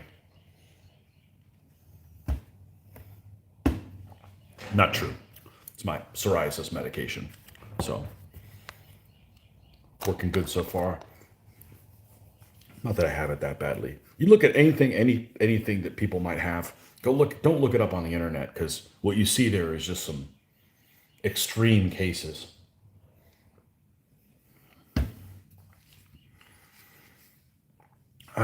Okay.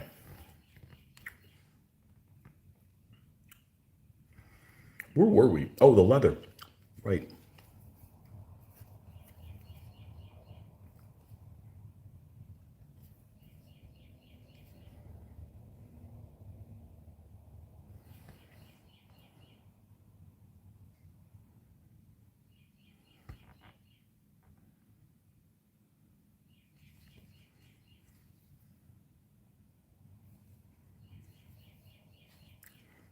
The leather.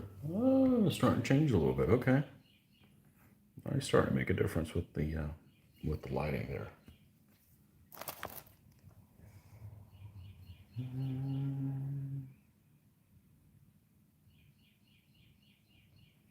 Battle of Camarinium. That one doesn't sound familiar, but I'll look that one up as well. There is it may just be one that has two different names. Yeah, but there's a battle where they it's like a double Roman army against it has a ridge. I think the Gauls,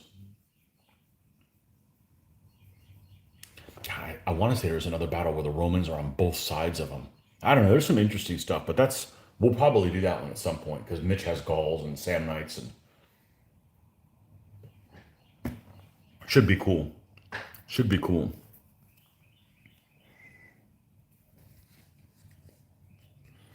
I picked up recently, and recently I mean in the last 6 months,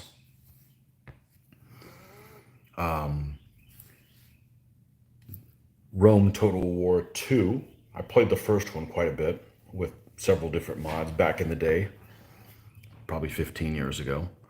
But the new one I haven't messed with once. So the first campaign you do is trying to, as the Roman player, rid the world of the Sam Knights, and they sometimes it's difficult, but they do a lot better. They do a lot better in that game than they would in DBA. Let's put it that way. But I haven't messed with it much because I used to enjoy playing games against a computer. I don't really can't stand it anymore. It's not really my thing. So, and those Rome Total War games have gotten so freaking complicated now. They're almost like a job.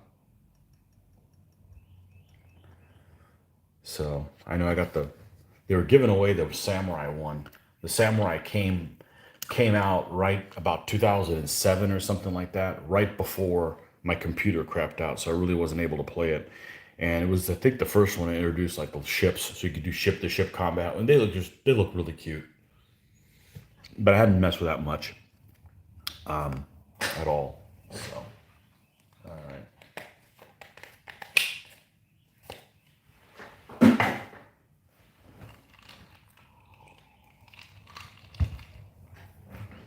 But the Samurai, yeah, my Samurai are not 3.0 compatible. I built them for an event called Trudge Fest. It was the first event I ran, and the theme was is you had to have only one element maximum of mounted. And it was in 2.2, and I ran the Samurai, which had, I'm going to say like 4 blade and like 5 spear. No, it's more than that. It was like 5 blade, 5 spear, something like that. And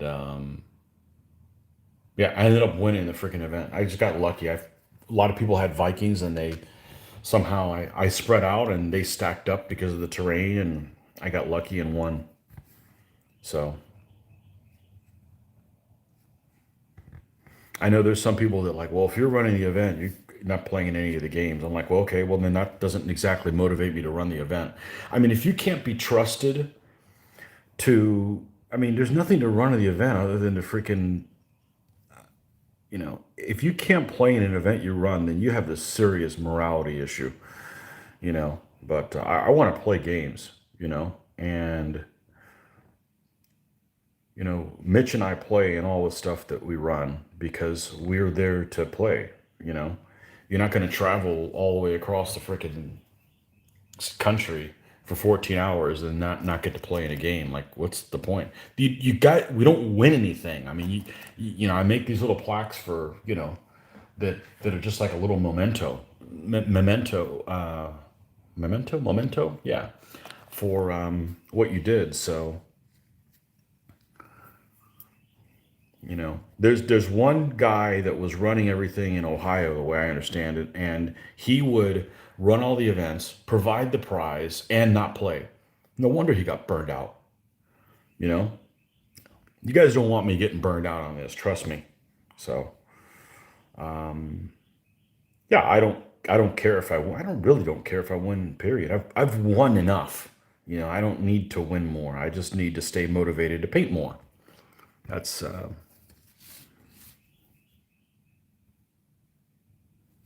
that's my motivation.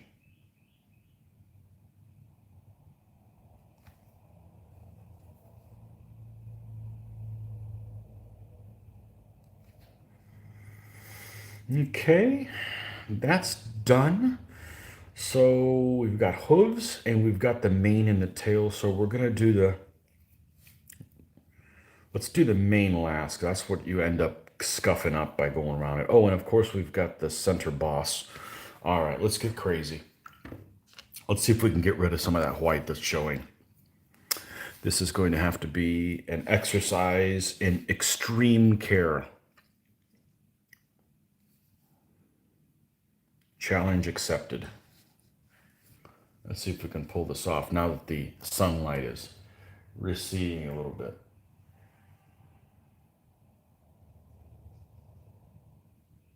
That's awesome. I don't know what was awesome about playing my own games. I don't know. Yeah, I gotta stay focused on this. But I've heard that stuff all the time. It's like, well, you can't be trusted with playing in your own. Man, all you're doing is you have a certain number of players. You match everybody up by closest uh, time period, right? By closest year, avoiding civil wars where possible, and you play. And then people turn in their scores, and then you then match winners with winners and losers with losers. And I mean, I just don't understand why people can't play in their own tournament.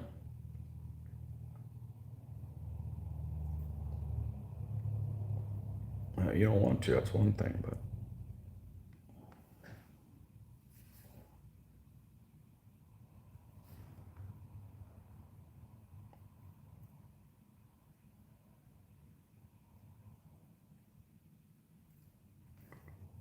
oh yeah.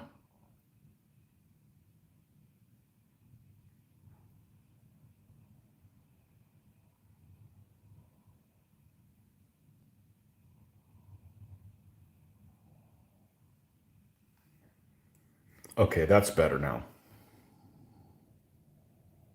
Okay. All right, and then we're gonna silver that up, or metal that up. We're gonna give it a metal boss on there.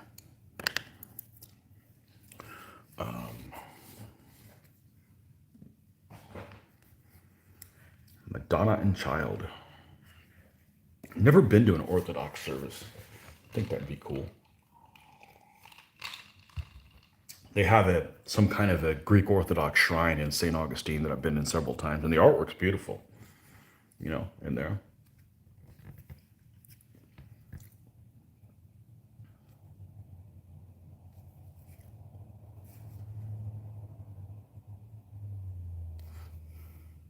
I like murals and stained glass and stuff like that. That stuff's really cool to look at. Can appreciate that. All right, now there's a lower part of the boss. We're not painting that because that's like you're in the danger zone there with getting way too close to this decal. And yes, I could have painted it first, but I wanted to make sure there was a little bit of black around it. So I didn't want, sir, for contrast, I didn't want to get so close that I was going to screw myself. I think that's about as good as we're going to be able to get in there.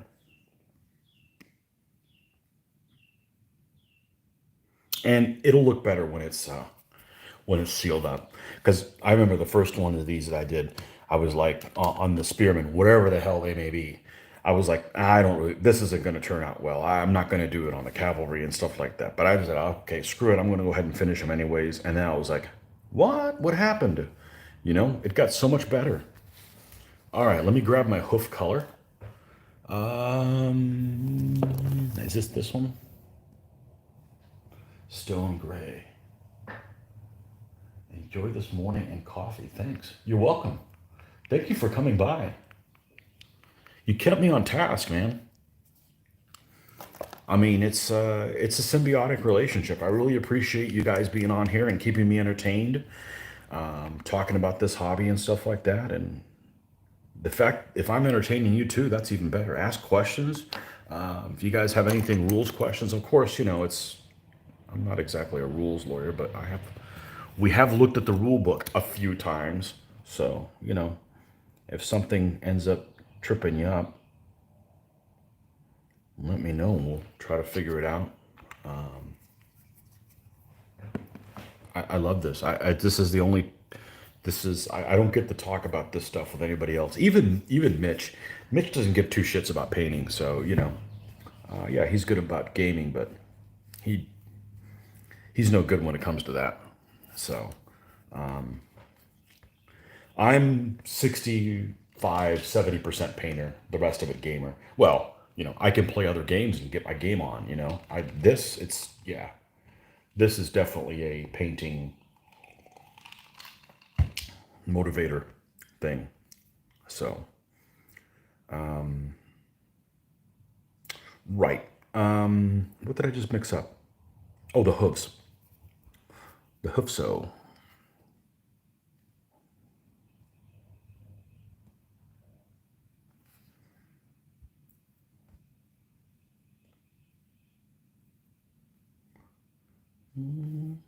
Yeah, these are beautifully cast figures.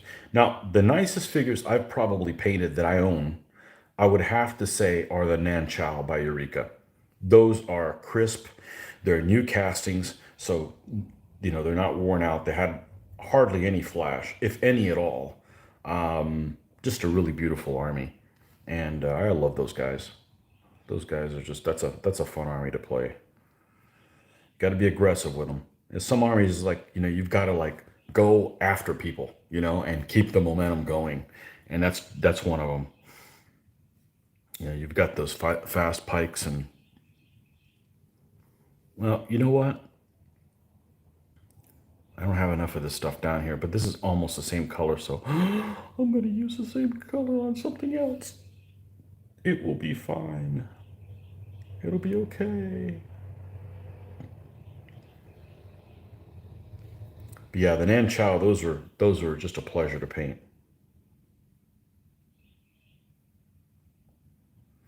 And the samurai, the Peter Pig samurai, are gorgeous figures. And they're very similar to Splintered Light in that they have a lot of characters. They have a lot of figures that are different, but not 3.0 compatible. I'll get around to doing them sometime soon. Okay, Private Kelly, thanks again. And maybe we'll see you tomorrow morning. I plan on being here. Working on a different guy. There's, is this all of them here? All of them plus these two? 1, 2, 3, 4, 5, 6, 7, yeah. Yep.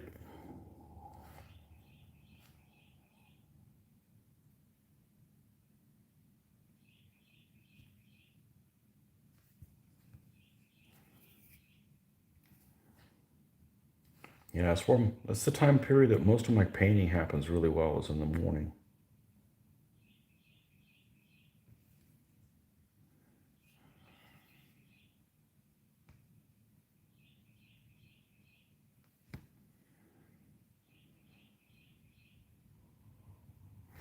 Okay, let's add this little bit of white for a tiny little bit of highlighting for this. There we go.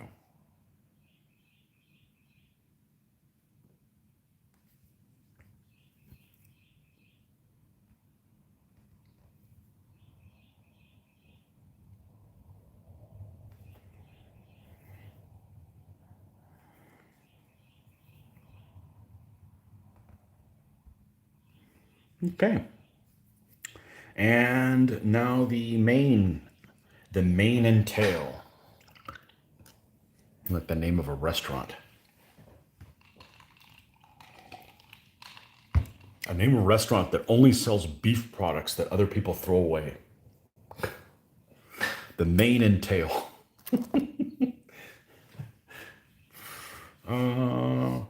Right.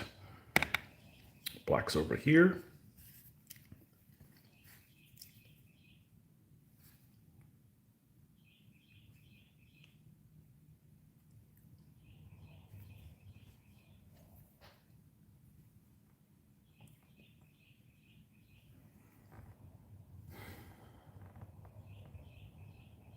I'll have to find out exactly what that battle is with the Gauls and the Samnites and the Romans.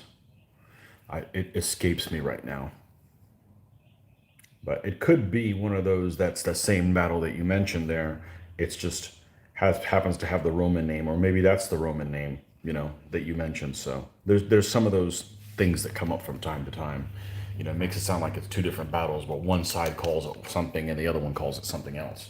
So that's actually not that uncommon of a situation. That happens quite a bit. You think it's two different engagements and it's all actually the same thing, just depends on your perspective of things. That happens pretty often, actually. All right, we should be able to work with this, and we're just going to highlight some of these.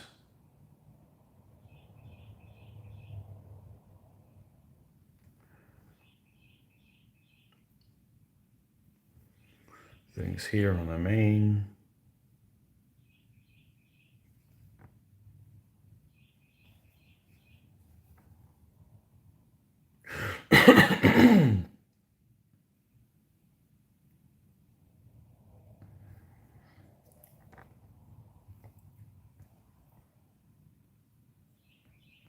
We're going to call this guy done.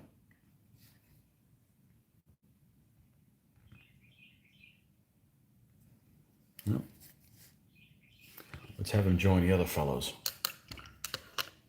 Let's move this to the side.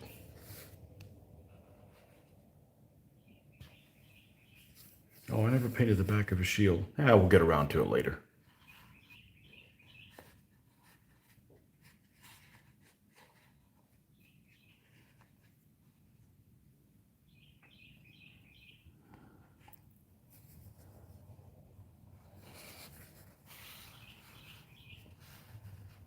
These guys are going to look nice on the tabletop for sure.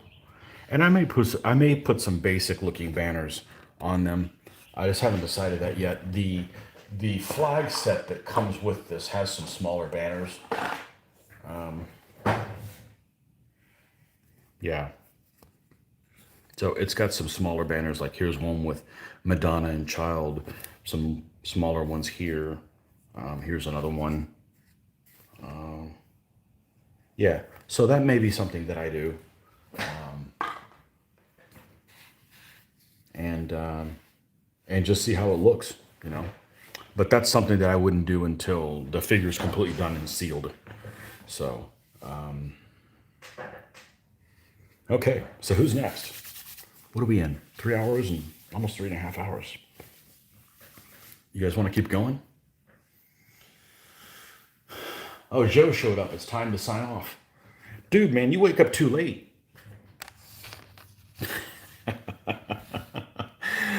Okay, next Russian guy. We're going to do another guy. Let's do this guy. Let's do this guy with a running horse.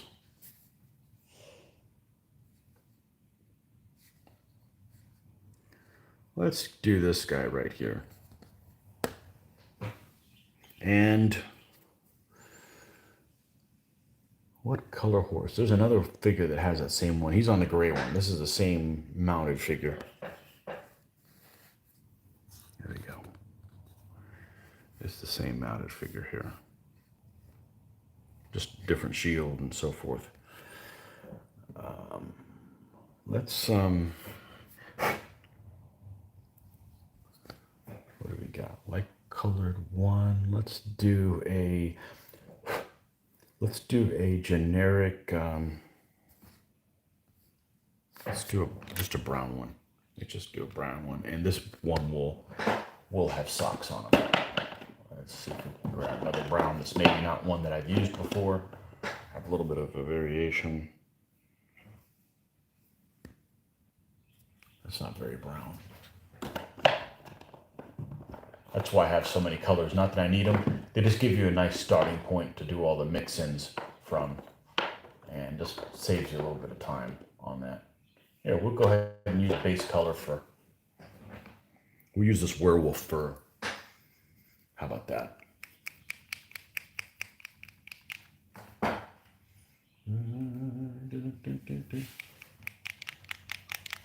Sounds like there's a mixing ball in there. I wonder what that means. This has been a color that's been incorrigible in the past. We still good? Let's add a little bit more water in here.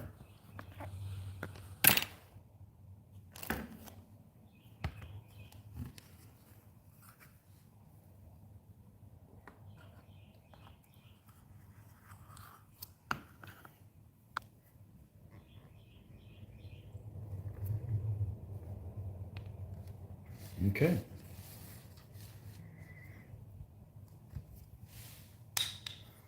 Werewolf fur, huh? Oh,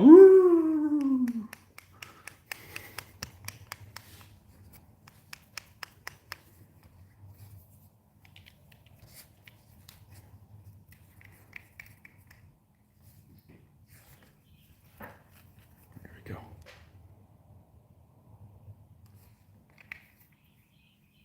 Let's move these guys out of the way.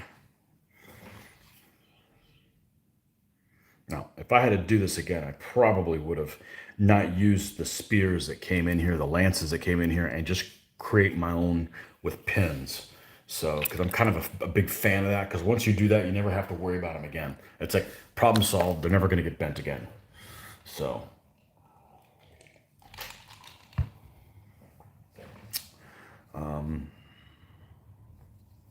okay, let's take.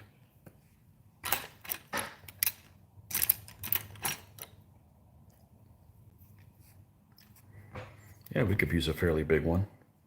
Let's come in here. Oh, we need more black.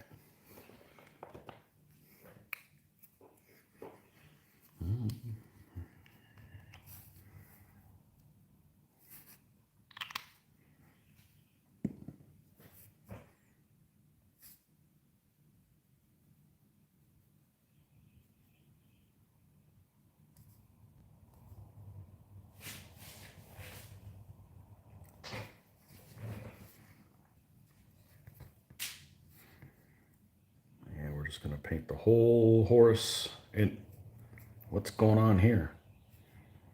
It's bringing out some of the other color. There we go.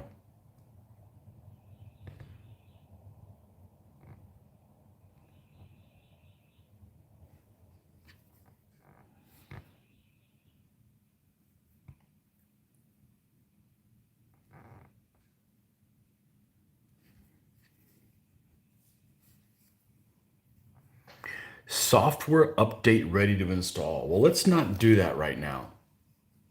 Jeez. What else do we have? Holy cow, there's a lot of things here.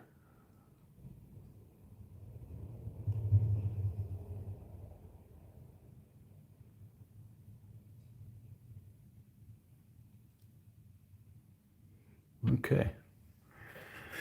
I don't like having all those little notifications.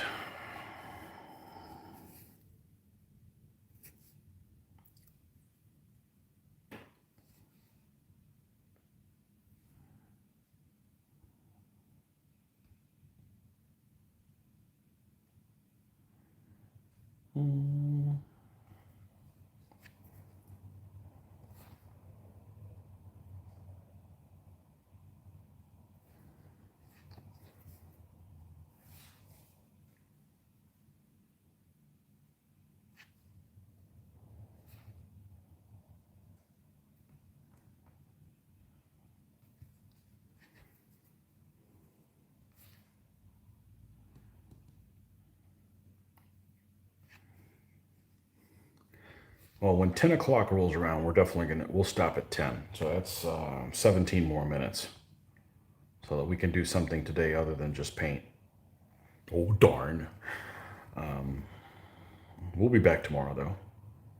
We might even be on later this evening. We will see. We'll see how it plays out.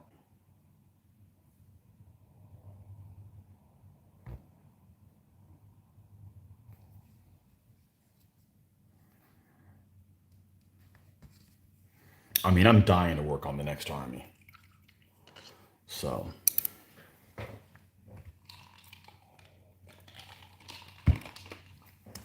Got to get these guys done.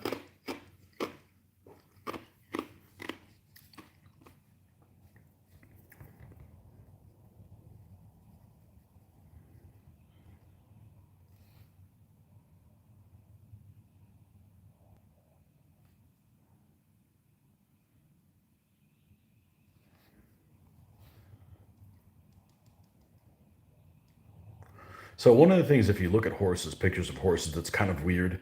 there's some things that just don't look right in real life, even though that's the way they are.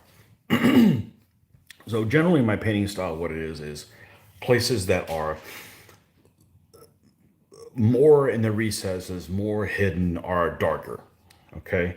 A lot of horses, or animals for that matter, have some of their lighter tones on their belly, or things like that. Like if you can imagine, well, in a horse, sometimes their underside is lighter, and that's really weird because it's kind of counterintuitive of how I paint.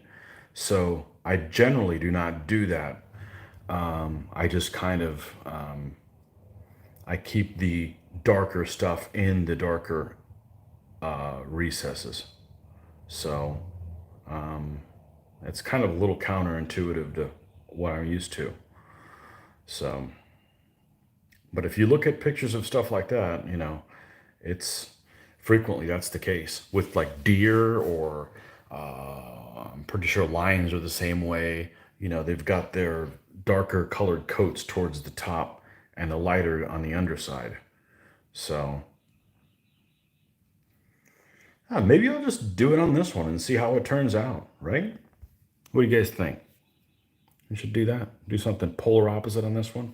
Well, we have to lighten everything up to the point where we would anyways, so we'll do that, and then maybe over lighten the bottom. Let's see how that turns out. It's an easy fix to fix it if I don't like it, but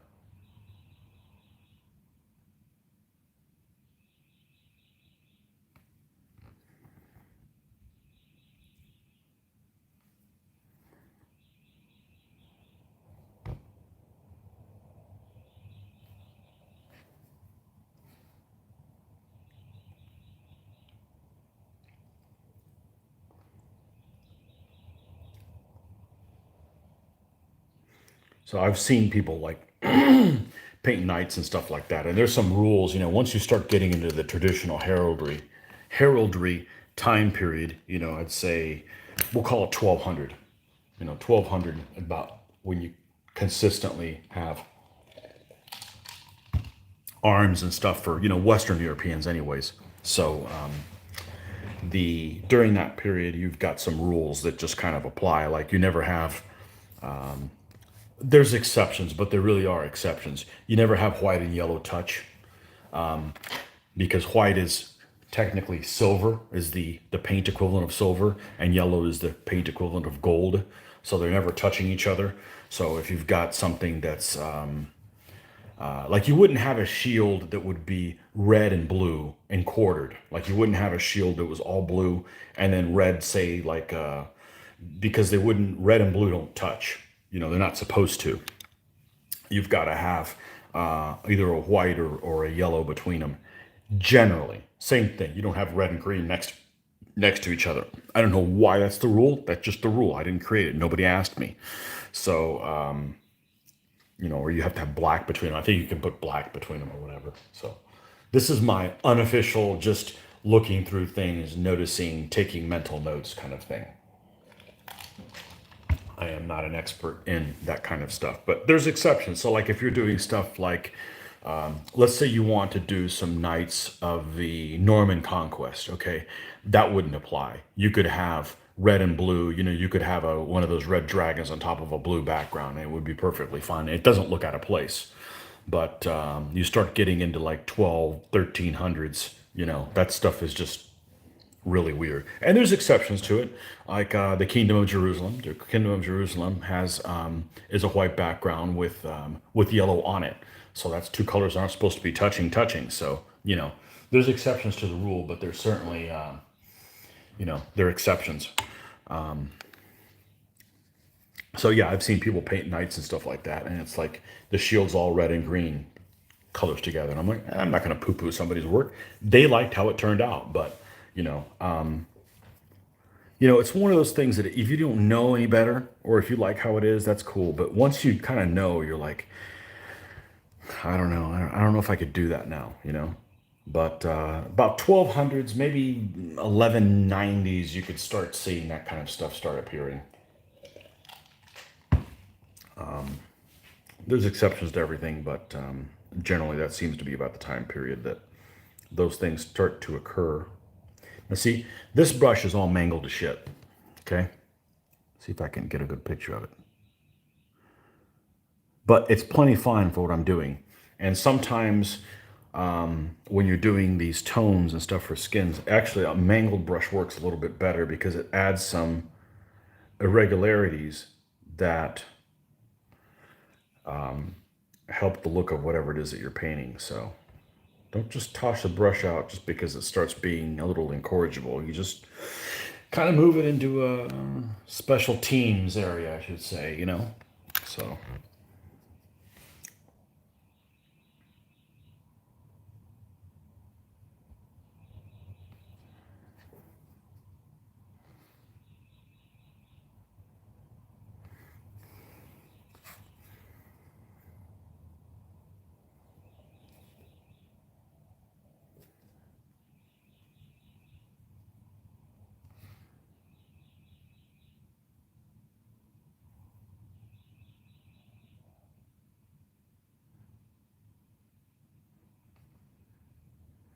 And so many people dislike doing horses, painting horses. And I love it. I really do. The worst thing about painting a horse is trying to figure out what color to paint. But once you've decided, yeah, doing it and making these things look like muscles when they really aren't, because you know it's just this is just a miniature is a lot of fun. I like doing that. I like painting things like they're made out of wood. I like stuff like that. It's my I enjoy it. Stuff you could put your own spin on. I don't enjoy like priming the figure. Like anybody could just paint it black, you know, or paint primer color. You know, it doesn't really matter. You know, they don't. You don't need me for those skills. You know, you could just like if some people want people want someone else to paint their miniatures. I don't. I want somebody else to like clean the flash off of them and prime them. I got everything else. You know, everything else is my specialty. But cleaning things up and that's not that. Now we're going to go a little lighter. Let's give us something that has a little bit more control, and let's do the undercarriage of this a little bit different. Now let's go into uncharted territory. Uncharted because I don't have a lot of experience doing this, but we're going to grab a new color here, and we're going to mix with that. I hope I don't botch this up.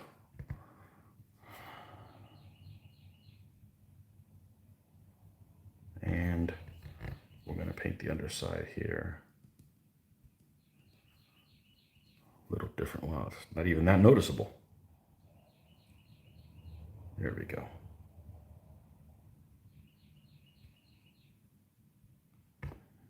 Let's tie some of this in.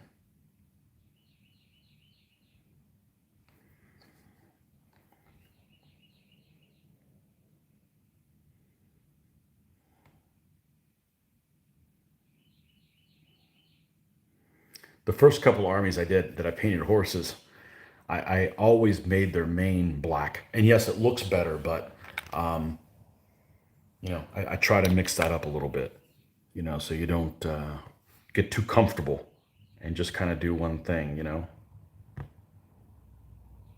Now, this other guy that's in the same pose has red, the red straps on it. I think I'm going to use damn near white on this guy. I think that's what I'm going to go with this particular figure. Because it is a dark color horse, so we want them to pop a little bit. So I think that's what we're going to do on this guy. And just lighten this up a little bit more. Get a little bit of white.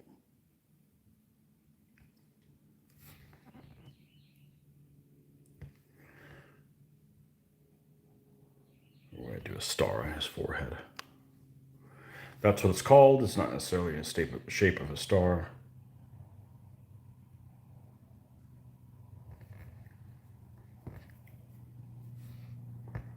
And let's give him some dots back here.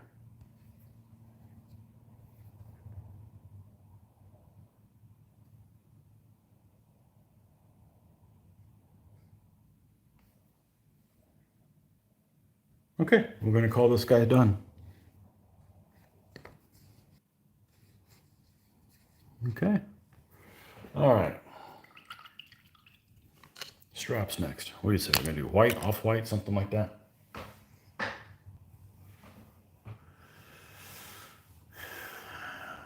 All right, heraldry. Argent or ore, which is silver and gold. Yep.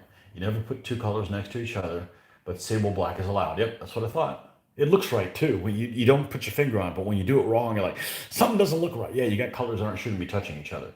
Argent transferred to white and ore to yellow. Two colors next to each other wasn't visible in the battlefield. Ah, okay. Well, there's a good reason for it. There you go. Yeah, ore makes sense that it's yellow. Argent and white just don't go together.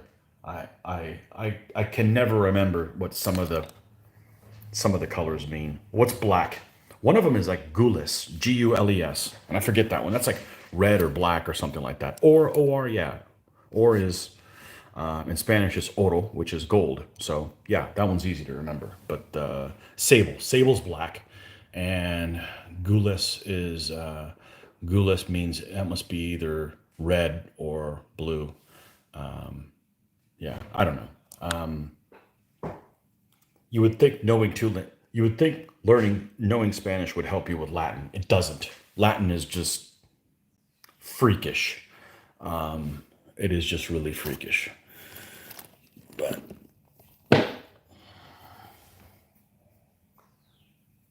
wasn't visible in the outfit. That makes sense. And it looks wrong. You paint it, you're like, what's wrong with this? Ah, they're right. You gotta have a little bit of a, if you want to do a shield that is, if you're gonna make up your own heraldry, okay. Where's my pencil? Yeah. And you want to do, and I don't remember what the actual terminology stuff is for this because it's in Latin, so let's say you've got a kite shield, okay? And it's split like this. And for some reason, you want to do red and green. You got one color like this. They say this is the red and green's the other two. Then put a strip of white between them or something, or even black. But you can't just put red up against green. It doesn't work. There's exceptions to it. Like there's some, I think that's Western European. So if you're talking about maybe some Russian or something like that, maybe you can get away with it. But generally, I don't know who they decided to all go under that ruling. But yeah, divide them up. Divide and conquer.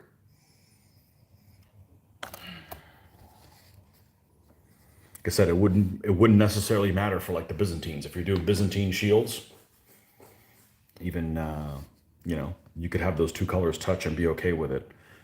When in doubt, look at other pictures of things that people have done and come to your own conclusions. They're your figures. You get to paint them however you want to.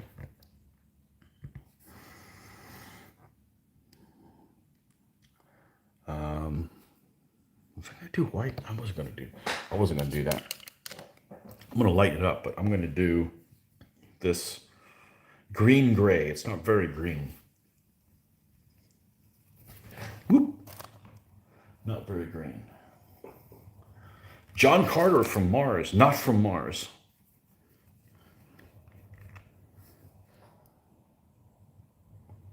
Never got around to seeing your movie. It's a mixed bag. I know some people like it and some people are like, a lot of his expectations with movies. You expect something to be a certain way and it's not. You're like, eh.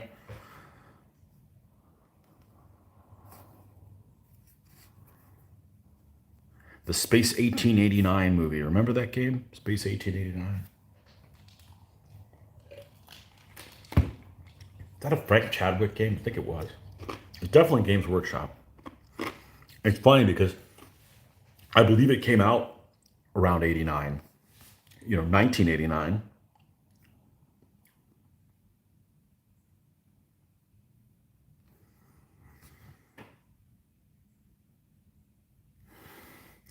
Victorian science fiction. Jules Verne was right.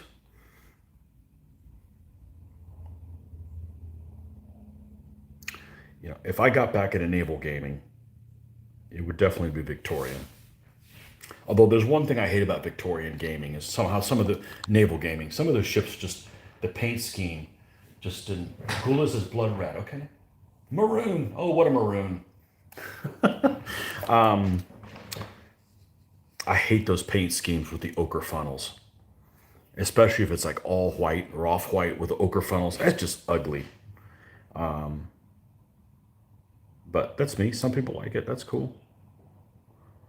I happen to dislike that. But that's what I would do. I would do Victorian type of naval gaming because that was a period where anybody could have gone at it against anyone.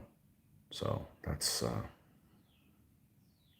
probably what I would do. But I don't see getting back into that. I'm enjoying doing this so much that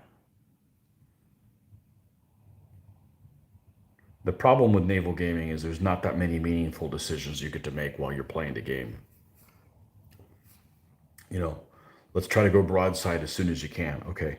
Or we need to close the range. That's it. Not like go around this island or this kind of. So I would probably, if I did it, I would probably create some, not necessarily an imagination, like the ships would be real, but maybe the location would be, you know, make believe a little bit. So you could have some islands to kind of hide behind and that kind of crap. So, and I can't do that with World War II because, you know, I know too much. We can't tinker with that. So, all right. Right, so we got to do the straps on the face now. This horse has a head the size of a freaking cow. It's huge. Oh well. Still looks like a horse, and it's better than I would have done.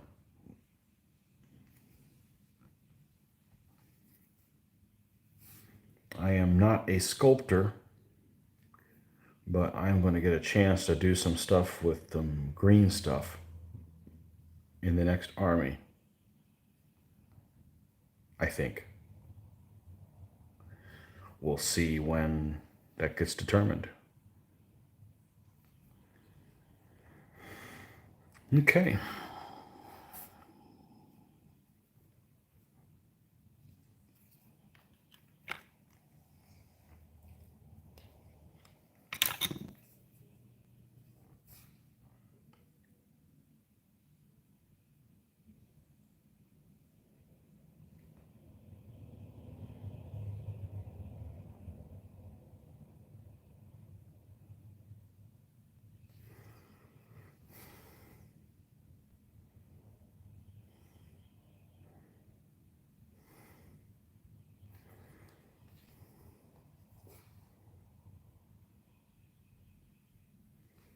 Oh, we're past 10.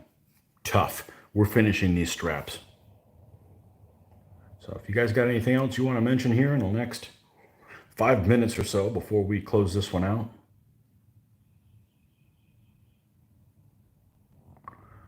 let me know. I'm all ears.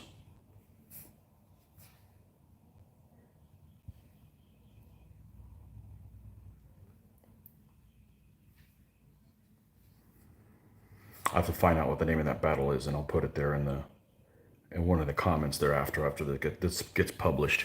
Which one I'm thinking of right now? I can't remember what it is. The one with the Samnites, Gauls, and double Roman. But at some point we will do that.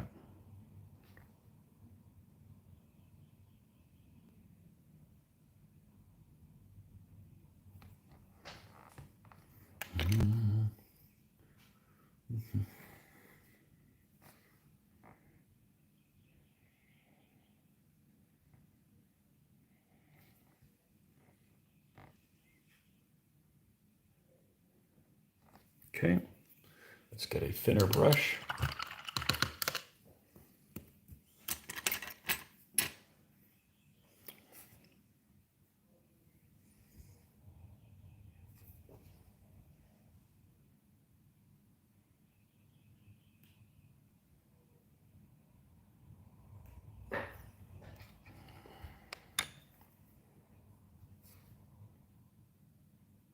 There we go. Let's make this thing pop.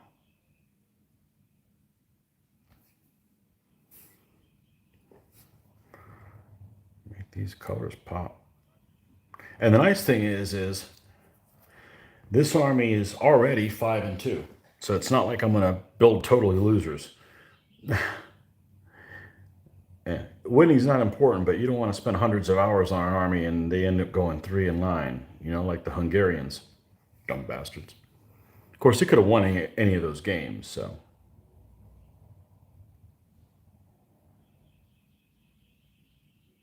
But that's a couple of games now that Mitch lost his general right off the bat and still turned around and won the game. Lucky bastard. In 2.2, game would have been over. You lose your general, boom, done. And you haven't, you know, I think the old rule was if you lose your general and don't and have a superiority of units. So if you have your general killed and lost no one else, and your opponent hasn't lost anybody, the game's over. So hold on, I said that wrong. If you kill the enemy general and you have killed more enemy elements than you have the loss of your own, the game's over. So I like it better the way it is now, but you know, we're gonna leave it like this for now. So that's it. That's a wrap. We'll see you guys tomorrow morning, and we'll pick up with the Russians. And stay tuned. Don't forget to subscribe if you want to hang out more. That will let you know. You'll get notified when I get back online, and there may be a chance of coming back on. This is a 4-hour session, so that's a good one. So I may be back on today. We will see how that plays out. But anyways, until next time, thanks for stopping by. Rick, hey, you woke up. Look at that. It's 7 a.m. or so where you're at, or maybe it's 8 a.m. But thanks for stopping Thanks for stopping by, guys. I appreciate it. Thank you for Private Kelly for the generous donation. Much appreciated. And we'll catch you guys soon. Thanks for coming by. Bye-bye.